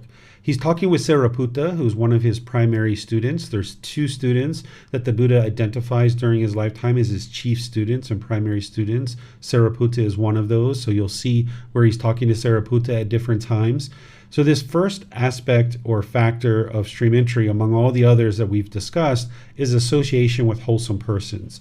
An individual who is in the first stage of enlightenment would understand the natural law of karma to a certain degree, that they understand any decision that they make is going to have certain consequences or certain results. And one of the decisions that we make is, who do we associate with? You're never interested in judging other people. That would be unwise, to look down on people or to look up to people. And this is going to put the mind into having conceit, and now you're going to find it very challenging in certain relationships. But you would like to make decisions about who to associate with out of wise decision making, not out of judgment of looking down or up to people. So if you associate with wholesome persons, then you will find that you'll have wholesome experiences. Whereas if you associate with people who are into unwholesome things, then you're going to have certain ramifications as part of that. So one of the examples that I typically give is that, say you have a friend from childhood that you've been clinging on to this relationship, and maybe they're a drug dealer, but you've known them for so long. You knew them when you were 5 years old, 10 years old. They weren't selling drugs back then, but now they've gotten into selling drugs, and you're just clinging to this relationship. Now you guys are driving down the street and the police pull you over.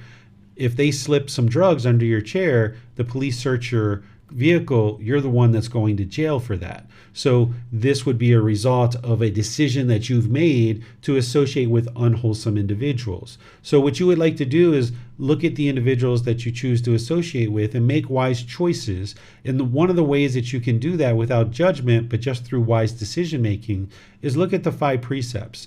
The 5 precepts are things that we understand as part of the path to enlightenment, and we describe them as the 5 precepts. But these things are oftentimes taught in many parts of the world and many different traditions. Even our parents and grandparents will teach things like the 5 precepts, not to the same level of detail as the Buddha, but they'll teach those general things. So if you see certain friends that are practicing what we would consider the 5 precepts, you can ensure that they're making wise decisions as it relates to their life. So therefore, if you choose to be friends with them, then you can be assured that certain decisions that they're making aren't going to come back to hurt them and thus you. So you can look at things like that. So that's what the Buddha is describing here, is to associate with wholesome individuals. Then there's hearing the true teachings. That's what you guys are doing by attending the classes, by reading the books, by digesting the content that I share. These are the true teachings of the Buddha in the words of the Buddha.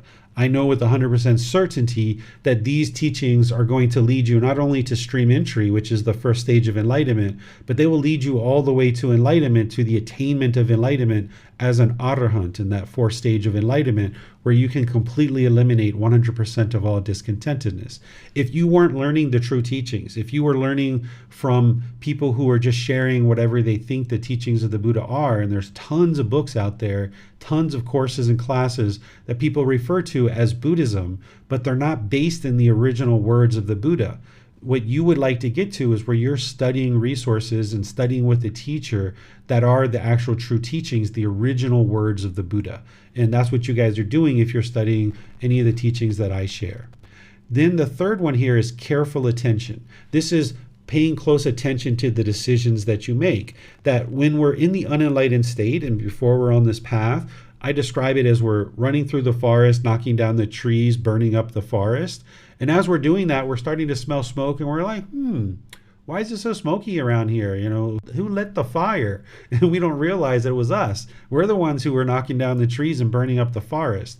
But as you learn these teachings and you understand this cause and effect, you start paying very close attention to all the decisions that you're making, taking your time very wisely, processing the experiences that you're having around you and making wise decisions about each thing that you're doing. That initially is somewhat of a challenge. If you're used to walking through the forest and knocking down the trees and burning up the forest, it can be quite challenging to now pay close attention to all the decisions that you're making. But that's part of what it means to move to this higher consciousness, that you're functioning through this higher awareness of mind and you're paying close attention to the decisions that you're making because you know there's going to be some result as a part of that. There's a cause and effect here, and you would like to make sure that your effect is as wholesome as possible. And you understand that in order to do that, you need to pay careful attention to your decisions. So that's what a stream enterer would have needed to do in order to get to stream entry, is pay close attention to their decisions. And then they would continue to do that all the way up to enlightenment and beyond. You're going to pay close attention. Eventually you get to the point where you're practicing these teachings effortlessly, that you don't have to put things under a microscope so much.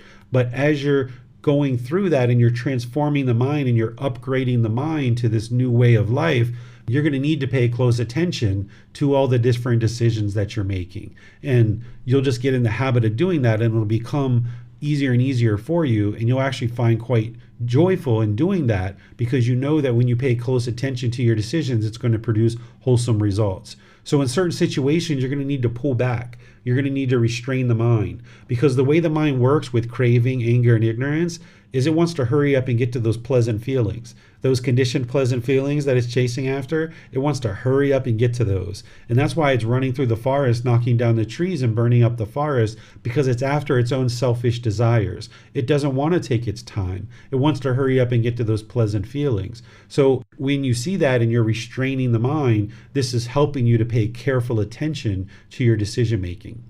And then the thing that's really transforming the mind and doing all of this, yes, the intellectual learning is helping. Yes, the reflection to independently verify the teachings is helping, but it's the practice of the teachings, accordance to the teachings. That's what's really transforming the mind. There can be people in the world who intellectually understand the teachings of the Buddha, but they maybe haven't reflected on them very deeply and they're not practicing them. And this is why they're not experiencing the 4 stages of enlightenment or enlightenment itself. So it's practice in accordance with the teachings. That's where the real transformation is happening.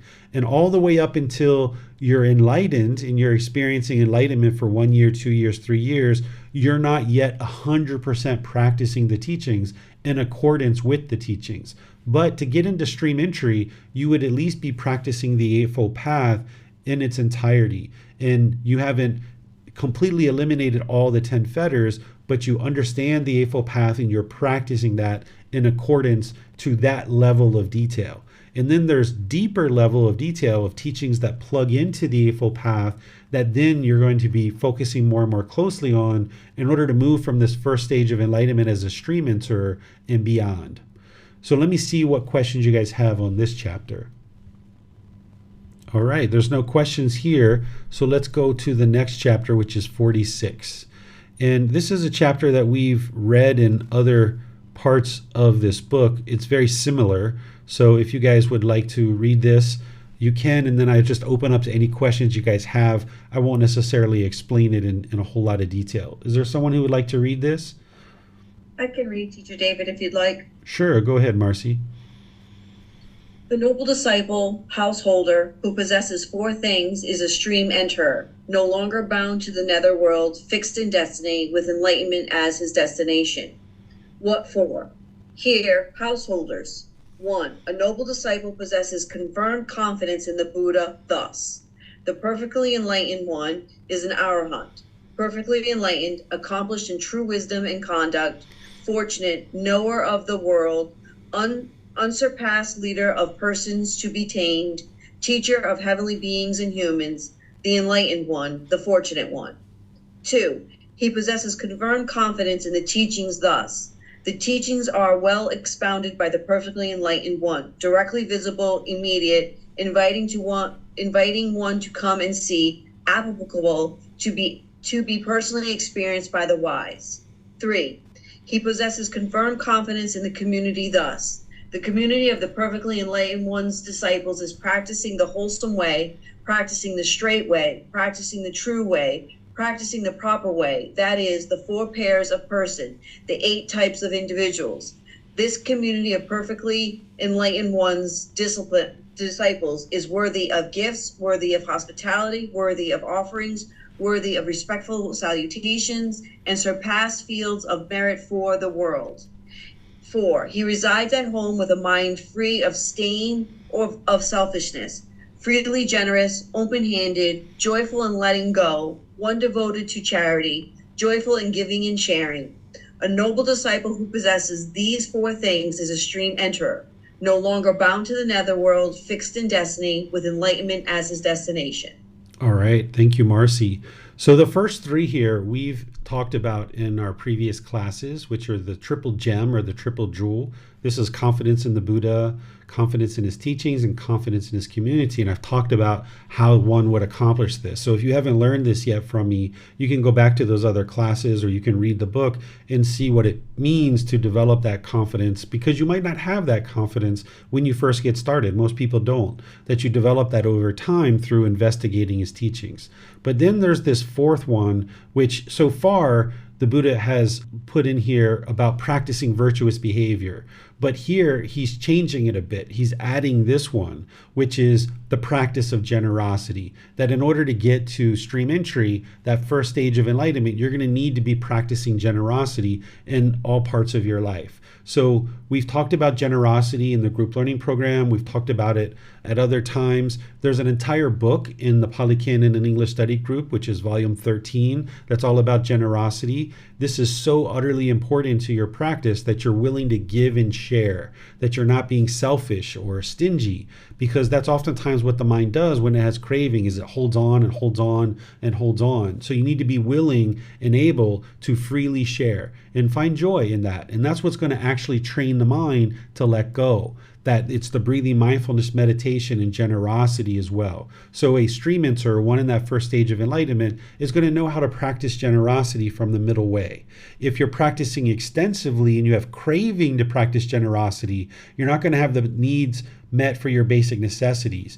But if you were stingy and selfish, then that's not going to help you either. So you need to find this middle way where you can be joyful in practicing generosity in various parts of your life. So let me know if you guys have questions on this particular chapter. All right, there's no questions here, so we'll move on to the next one. You guys can see all the details here that I provide in the individual chapters to read. This is chapter 47. Someone would like to read this one? Go ahead, Donnie. Practice for stream entry, third discourse. I will teach you, Brahmin householders, a teaching exposition applicable to oneself. Listen to that and attend closely. I will speak. What householders is the teaching's exposition applicable to oneself? Here, householders, a noble disciple reflects thus. I am one who aspires to live, who does not aspire to die. I have the objective of peacefulness and enthusiasm to discontentedness. Since I am one who aspires to live and am enthusiastic to discontentedness, if someone were to take my life, that would not be pleasing and agreeable to me. Now, if I were to take the life of another, of one who aspires to live, who does not aspire to die, who has the object of peacefulness and is unenthusiastic to discontentedness, that would not be pleasing and agreeable to the other either. What is displeasing and disagreeable to me is displeasing and disagreeable to the other too. How can I inflict upon another what is displeasing and disagreeable to me? Having reflected thus, he himself abstains from the destruction of life, encourages others to abstain from the destruction of life, and speaks in praise of abstinence from the destruction of life. Thus, this bodily conduct of his is purified in 3 respects. Again, householders, a noble disciple reflects thus. if someone were to take from me what I have not given, that is to commit theft. That will not be pleasing and agreeable to me. Now, if I were to take from another what he has not given, that is to commit theft. That will not be pleasing and agreeable to the other either. What is displeasing and disagreeable to me is displeasing and disagreeable to the other too. How can I inflict upon another what is displeasing and disagreeable to me? Having reflected thus, he himself abstains from taking what is not given, encourages others to abstain from taking what is not given, and speaks in praise of abstinence from taking what is not given. Thus, this bodily conduct of his is purified in 3 respects. Again, householders, if a noble disciple reflects thus, if someone were to commit adultery with my wives, that will not be pleasing and agreeable to me. Now, if I were to commit adultery with the wives of another, that will be not pleasing and disagreeable to the other either. What is displeasing and disagreeable to me is displeasing and disagreeable to the other too. How can I inflict upon another what is displeasing and disagreeable to me? Having reflected thus, he himself abstains from sexual misconduct, encourages others to abstain from sexual misconduct, and speaks in praise of abstinence from sexual misconduct. Thus, this bodily conduct of his is purified in 3 aspects. Again, householders, a noble disciple reflects thus. If someone were to damage my welfare with false speech, that will not be pleasing and agreeable to me. Now, if I were to damage the welfare of another with false speech, that will not be pleasing and agreeable to the other either. What is displeasing and disagreeable to me is displeasing and disagreeable to the other too. How can I inflict upon another what is displeasing and disagreeable to me? Having reflected thus, he himself abstains from false speech, encourages others to abstain from false speech, and speaks in praise of abstinence from false speech. Thus, this verbal conduct of his is purified in 3 respects. Again, householders, a noble disciple reflects thus. If someone were to divide me from my friends by divisive speech, that will not be pleasing and agreeable to me. Now, if I were to divide another from his friends by divisive speech, that will not be pleasing and agreeable to the other either. What is displeasing and disagreeable to me is displeasing and disagreeable to the other too. How can I inflict upon another what is displeasing and disagreeable to me? Having reflected thus, he himself abstains from divisive speech, encourages others to abstain from divisive speech, and speaks in praise of abstinence from divisive speech. Thus, this verbal conduct of his is purified in 3 respects. Again, householders, a noble disciple reflects thus.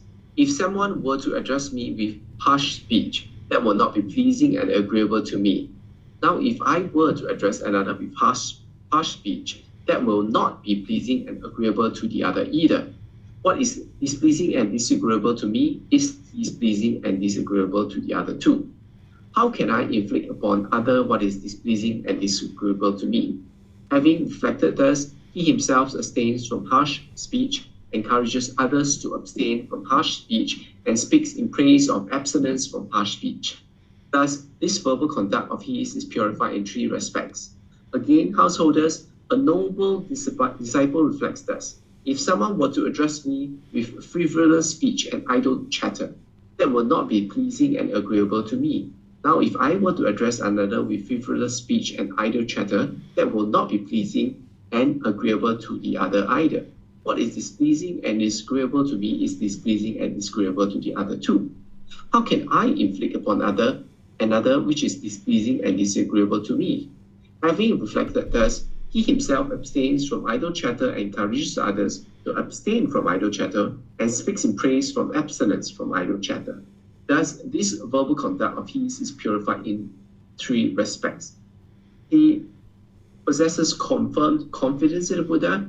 He possesses confirmed confidence in the teaching. He possesses confirmed confidence in the community. He possesses the virtues dear to the Noble One: unbroken, untorn, unblemished, unblotched, liberating, praised by the wise, not misunderstood, and leading to concentration. When householders, the noble disciple possesses these 7 wholesome qualities and these 4 admirable states. If he aspires, he could by himself declare of himself, I am one finished with hell, finished with the animal realm, finished with the realm of afflicted spirits, finished with the plane of misery, the bad destinations, the netherworld. I am a stream enterer, no longer bound to the netherworld, fixed in destiny, with enlightenment as my destination. All right. Thank you, Donnie. So the underlying message that is here in this entire chapter is don't do to others the things that you find displeasing as well. Or the other way you could say that is do to others what you find to be pleasing, right? Like there's other teachers in various traditions that teach something similar, but here the Buddha is going into a lot of detail and he's explaining each individual aspect. And that's what a Buddha does, is they're very clear, they're very concise, they're very precise in their teachings, because they know that they only have a limited time to share their teachings to help people get to enlightenment, and then their teachings need to help others after they die, so they need to be sure that they're very clear, concise, and precise with their teachings. So here he's explaining certain things that you wouldn't find agreeable, so therefore why would you do it to somebody else? This can help motivate you to make wise decisions about your conduct. And as you reflect on these things, you might observe that there are certain things that you find displeasing, but yet you do it, right? And you would like to stop that, because as long as you keep doing those things will keep coming back to you. So maybe you don't like it when people gossip and slander you, but yet maybe you gossip and slander other people. And as long as you keep gossiping and slandering, you're going to keep experiencing people gossiping and slandering you. So in order for you to stop all of that and stop people from gossiping and slandering about you, you're going to need to stop gossiping and slandering yourself. So here the Buddha is going through all these different things that you should consider to eliminate from your practice. And he's saying that one who is a stream enterer would have eliminated all these things. So the first one, he's talking about taking life, I'm pretty sure. Let's see. He aspires to live and not die. Yes, he's talking about taking life and being unenthusiastic to discontentedness, being uninterested in experiencing discontentedness. Then the second one, he's talking about the second precept, which is taking what is not given. The third one, he's talking about the third precept, which is sexual misconduct, which gives you more details in the actual precepts. Then the fourth one, he's talking about false speech, which again is part of the 5 precepts. But then he goes into various types of speech, divisive speech or argumentative speech. He talks then about harsh speech. He talks then about frivolous speech or idle chatter, and that you will have eliminated all of this in order to get to enlightenment. And this is part of those wrong behaviors that he talks about as part of that third fetter. And he describes how to practice this in the Eightfold Path, that if you've purified your right speech, your right action, then that takes care of all of these things here, that you're no longer doing any of those things. And by purifying your moral conduct with right speech and right action, as it's described in the Eightfold Path, along with eliminating rites, rituals, ceremonies, and worship, you will have eliminated wrong behavior and wrong observances, that one particular fetter. And you would like to be practicing this moral conduct for an extended period of time. It's not that you just do it for one day or 1 week, but you're doing it for an extended period of time, and that's what's going to clean up the decisions that you're making. So therefore, by you making less and less harmful decisions and unwise decisions, you'll experience less and less unwholesomeness coming back to you, because you've cleaned up your moral conduct to a certain degree. And then from the first stage of enlightenment, you'll go deeper in cleaning up other aspects of your moral conduct as well. So let me know what questions you guys have about this chapter, if any at all. All right, I'm not seeing any there. So let's go to the next chapter, which is chapter 48. Let me see what this one's all about. I read these before class, but today we have quite a few of them. This is quite long. Okay, let me summarize this one for you guys rather than actually reading it. So here, the Buddha is giving you 4 factors of stream entry in 10 modes. This is where he's going to actually talk a little bit about the 10-fold path. That so far what you've learned is the 8-fold path. That's what actually eliminates the discontentedness and helps you get to enlightenment.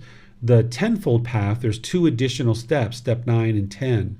You don't learn actual teachings to practice in order to practice to be able to then cultivate the 9th and 10th factor, but the 9th and 10th factor are a culmination of practicing all the other factors. The 9th one is right wisdom, and the 10th one is right liberation. An enlightened being is practicing the 10-fold path, but up until you get to enlightenment, you're practicing the 8-fold path. So let's see what I can talk about here. I just would like to scan it a little bit. Let me see. These are actually, the first 4 things are things that we've talked about, and the Buddha discusses these as part of the factors of getting to stream entry. This is having confidence towards the Buddha, the teachings, the community, and then practicing virtuous moral conduct. Those are those first 4 things. Then he's talking about the 10-fold path, that you eliminate wrong view, wrong intention, wrong speech, wrong action, wrong livelihood, wrong effort, wrong mindfulness, wrong concentration, and wrong wisdom and wrong liberation. Those are the 2 additional steps on the 10-fold path. And then here he's talking about, let's see. Yeah, this is just kind of a little bit more in versed format. So I'm not seeing anything additional that we could really penetrate into beyond what we've already been discussing in some of these other chapters. So if you guys have read this beforehand and you have any questions, let me know what those are.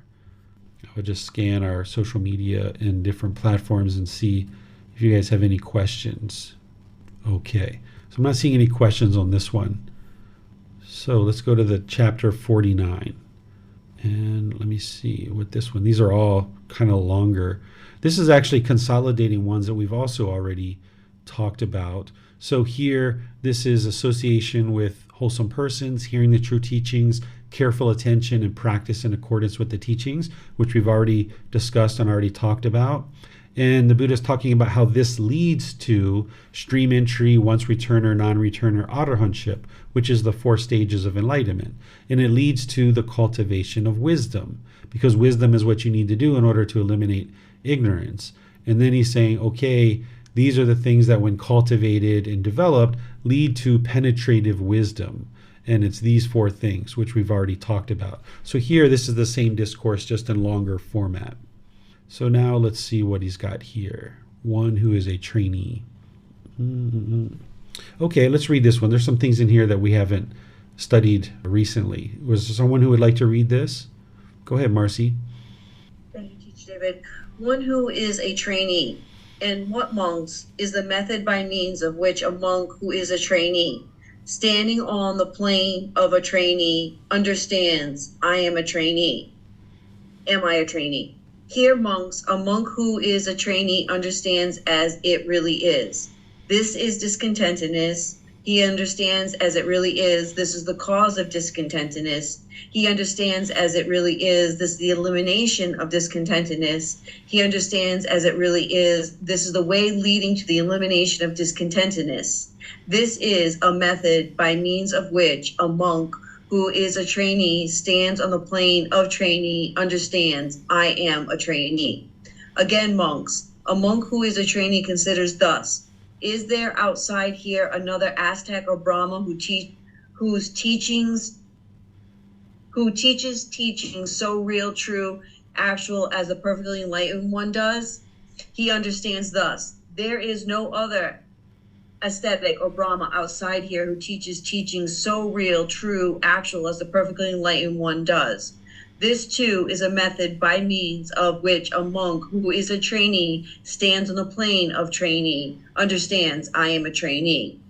Again, monks, a monk who is a trainee understands the 5 spiritual faculties, the faculty of confidence, the faculty of energy, the faculty of mindfulness, the faculty of concentration, the faculty of wisdom. He does not yet have direct experience of their destination, their accumulation, their fruit, their final goal, but have pierced it through with wisdom he sees. This too is a method by means of which a monk who is a trainee stands on the plane of a trainee, understands, I am a trainee. Okay, thank you, Marcy. So the Buddha is talking here about someone who's just starting on the path to enlightenment, what to focus on. And he does this in other teachings as well. Well, here he's saying, the first thing is to understand the Four Noble Truths. This is why I start students out with the Four Noble Truths typically when they first start learning with me, because you need to establish right view to even really get started on the path to enlightenment. So as you first get started, that's what you would need to deeply understand and penetrate, which I teach in other programs. Then he's saying another thing that you need to learn and understand is that as you're learning teachings, that what you see around you after you've learned the Four Noble Truths and you see that it explains to you the problem, the cause, the elimination, and the path forward, you know that there's no other teachings that have ever explained to you why you get angry, why you get frustrated, why you have guilt or shame or fear or stress or anxiety or all these other discontent feelings. You know that it's these teachings that have explained that to you, and now you more firmly get on the path that there's no other teachings that are so real, true, or actual as the perfectly enlightened ones. Then you start to cultivate these spiritual faculties, which are essentially qualities of mind, that you start developing your confidence. That's confidence in the Buddha, the teachings, and the community. The faculty of energy, what this is the motivation and the initiative to actually do something. Oftentimes the mind can be dull and lethargic and complacent, but you would like to arise this enlightenment factor of energy where you're willing to do something, because you've got to pick up the books and you've got to do the meditations and you've got to develop your mind, and you're going to need initiative and motivation. You can't be complacent in that. So you're going to need the faculty of energy.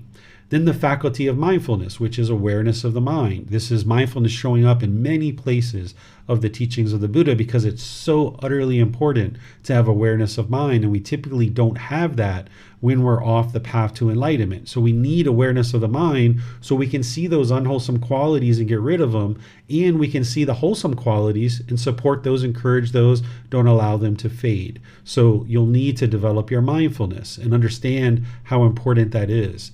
And then the faculty of concentration. This is the ability to have singleness of mind and focus on a single object. You're developing that in breathing mindfulness meditation. Along with mindfulness, you're developing that in breathing mindfulness meditation too.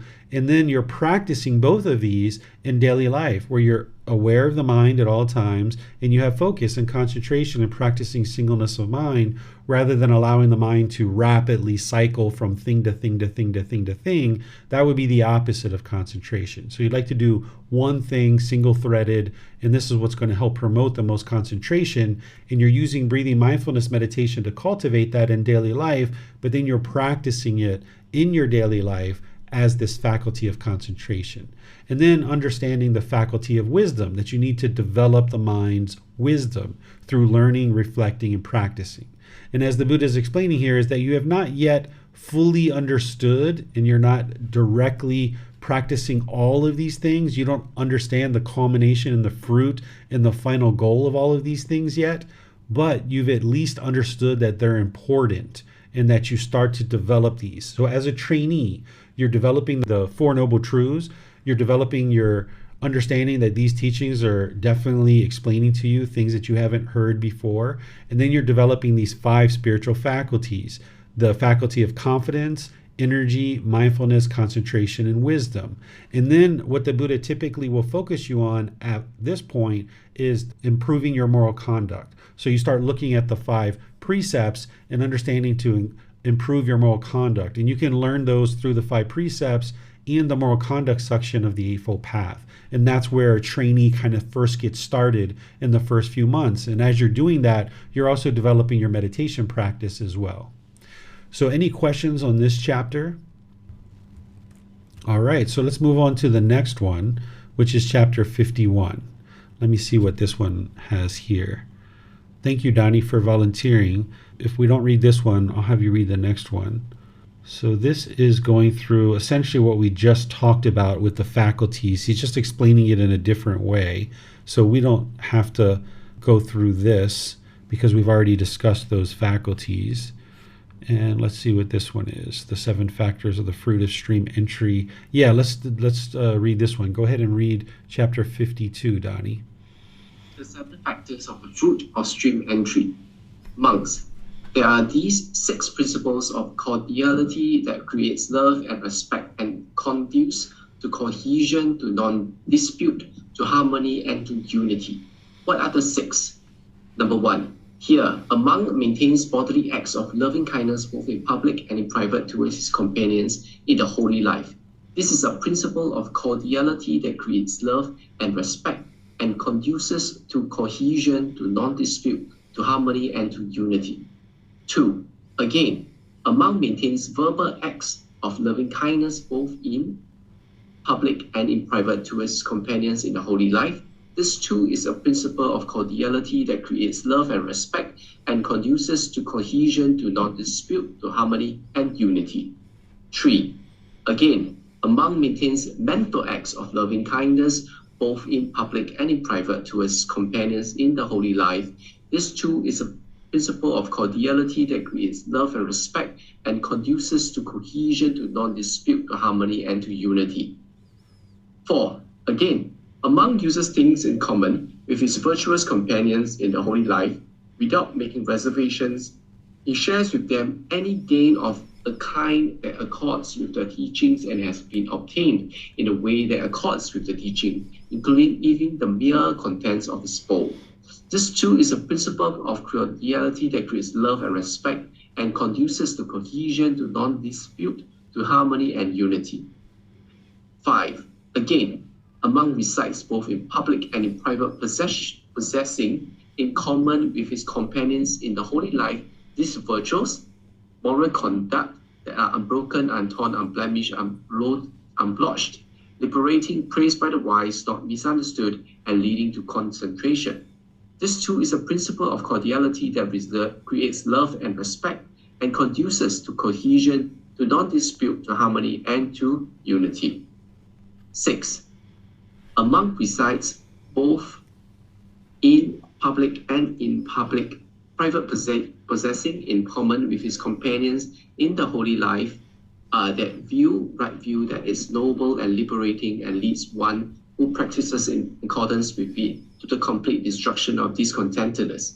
This too is a principle of cordiality that creates love and respect and conduces to cohesion, to non-dispute, to harmony, and to unity.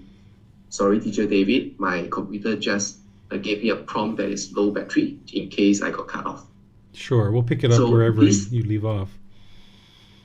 And these are the 6 principles of cordiality that creates love and respect and conduce to cohesion, to non-dispute, to harmony, and to unity.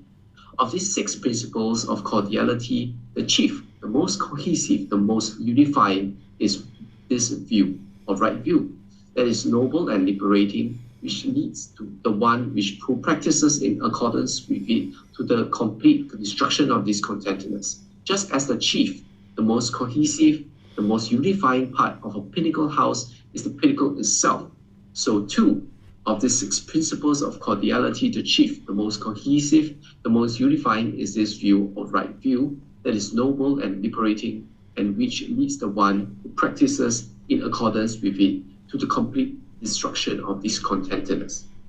And how does this view or right view that is noble and liberating lead the one who practices in accordance with it to the complete destruction of discontentedness?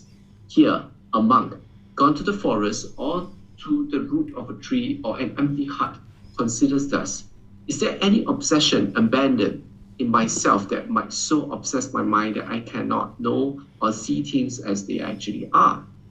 If a monk is obsessed by sensual desire, then his mind is obsessed. If he is obsessed by ill will, then his mind is obsessed. If he is obsessed by complacency, then his mind is obsessed. If he is obsessed by restlessness and worry, then his mind is obsessed. If he is obsessed by doubt, then his mind is obsessed. If a monk is absorbed in speculation about this world, then his mind is obsessed. If a mind is absorbed in speculation about the other world, then his mind is obsessed. If a mind takes to arguing and brawling and is deep in disputes, stabbing others with verbal daggers, then his mind is obsessed. He understands thus, there is no obsession abandoned in myself that might so obsess my mind that I cannot know and see things as they actually are. My mind is well disposed for awakening to the truths. This is the first wisdom attained by him, that is noble, world transcending, not shared by ordinary people.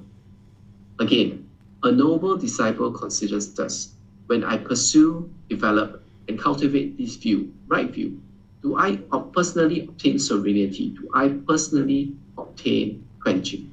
He understands thus, when I pursue, develop, and cultivate this view, right view, I personally obtain serenity, quenching. This is... Oh, we just lost Donnie.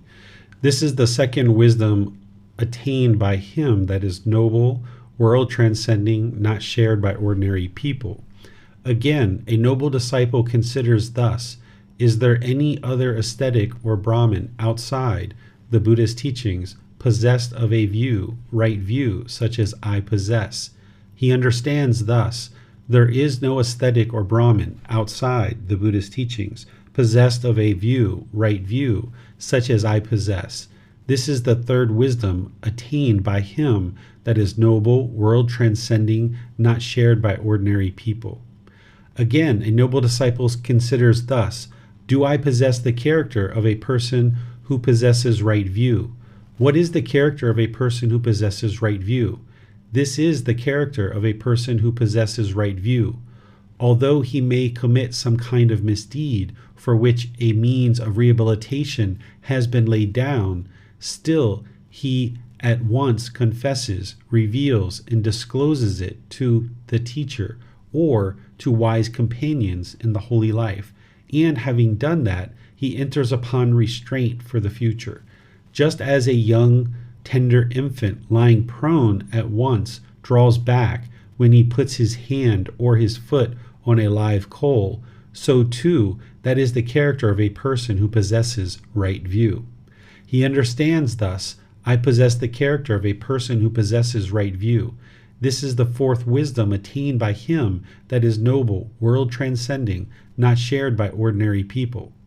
Again, a noble disciple considers thus, do I possess the character of a person who possesses right view? What is the character of a person who possesses right view? This is the character of a person who possesses right view. Although he may be active in various matters for his companions in the holy life, yet he has a determined regard for training in the higher virtuous behavior, moral conduct, the training in the higher mind, mental discipline, and the training in the higher wisdom. Just as a cow with a new calf, while she grazes, watches her calf, so too, that is the character of a person who possesses right view. He understands thus, I possess the character of a person who possesses right view. This is the fifth wisdom attained by him that is noble, world transcending, not shared by ordinary people. Again, a noble disciple considers thus, do I possess the strength of a person who possesses right view? What is the strength of a person who possesses right view? This is the strength of a person who possesses right view. When the teachings and discipline proclaimed by the Tathagata is being taught, he heeds it, gives it attention, engages it with all his mind, hears the teachings as with enthusiastic ears. He understands thus, I possess the strength of a person who possesses right view. This is the sixth wisdom attained by him that is noble, world transcending, not shared by ordinary people. Again, a noble disciple considers thus, do I possess the strength of a person who possesses right view? What is the strength of a person who possesses right view? This is the strength of a person who possesses right view. When the teachings and discipline proclaimed by the Tathagata is being taught, he gains inspiration in the meaning, gains inspiration in the teachings, gains joyfulness connected with the teachings. He understands thus, I possess the strength of a person who possesses right view. This is the seventh wisdom attained by him that is noble, world transcending, not shared by ordinary people. When a noble disciple is thus possessed of seven factors, he has well sought the character for realization of the fruit of stream entry. When a noble disciple is thus possessed of seven factors, he possesses the fruit of stream entry. Okay, thank you, Donnie. You're not here anymore, but thank you for the reading that you did. So here, the Buddha is describing these six factors of the fruit of stream entry. And he's talking about, at the beginning, this loving kindness for beings both in public and private. And that's important that you cultivate that. And that's why you have the loving kindness meditation and the practice through your intention, speech, and actions to be able to help you with that. But ultimately, what he starts getting into down here are various qualities that you would like to cultivate in order to move the mind closer to this first stage of enlightenment. I think they're very self-explanatory, but I'll open up to any questions that you guys have related to them. I will focus in on one of them because it's one that you don't see showing up too much in the Buddhist teachings, but it is an important thing to cultivate. I'm not exactly sure 100% where it is here, but I'll explain it because he talked about it here. He talks about confessing essentially any wrongdoings to either your teacher or to a member of the community. And what this is talking about is essentially where you're having certain slip-ups or certain mistakes that you're making on the path to enlightenment, is that you reach out to somebody for help. It's not like if you've been involved in other traditions where you go to a confessional and you're made to feel guilty and bad that you did this thing and then you're giving some kind of punishment.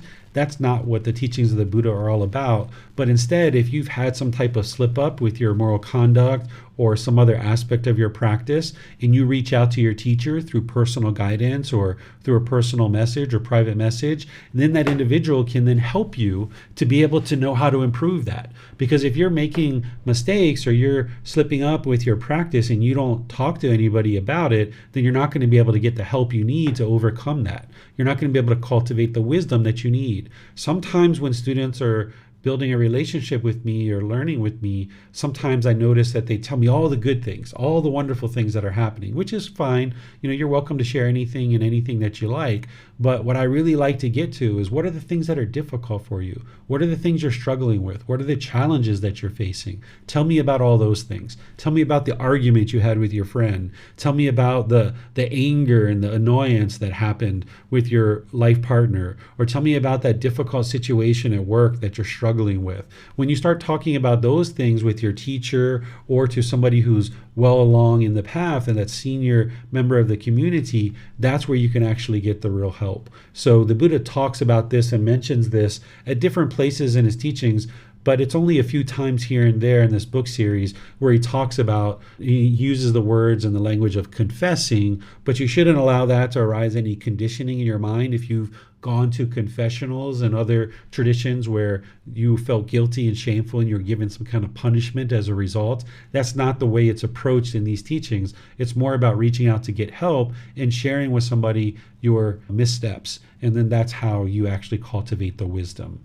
And there's other things too here that he's talking about that are very detailed. And I really like the way that he gives a little bit of an analogy at the end of each particular teaching that he has and suggestion of what he's suggesting that you actually practice, that he then gives you this little analogy to help you understand. Here he's talking about, just like a cow watches over her new calf as she grazes, that you should do the same thing, as kind of watch over your mind and watch over your moral conduct and your mental discipline and your wisdom.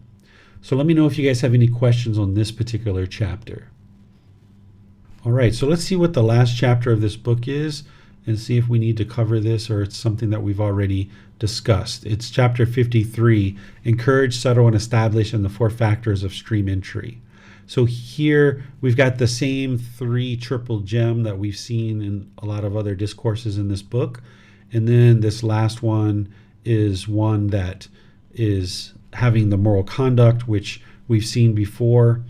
And then, okay, so here's the piece that's new in this discourse. Okay, so let's talk about this. So here the Buddha starts us off and says, monks, those for whom you have compassion and who think you should be heeded, whether friends or colleagues, relatives or kinsmen, these you should encourage, settle, and establish in the 4 factors of stream entry. So here, the 4 factors, which we've studied before, is confidence in the Buddha, the teachings, the community, and this virtuous moral conduct. What he's saying here at the beginning and at the end is he's saying, if there are people in your life that you have compassion for, and you should really have compassion for every single being, but then he adds to this, is who you think should be heeded, meaning you think that they will heed your advice, you think that they will listen to you, you think that they're interested in understanding what it is that you have to share.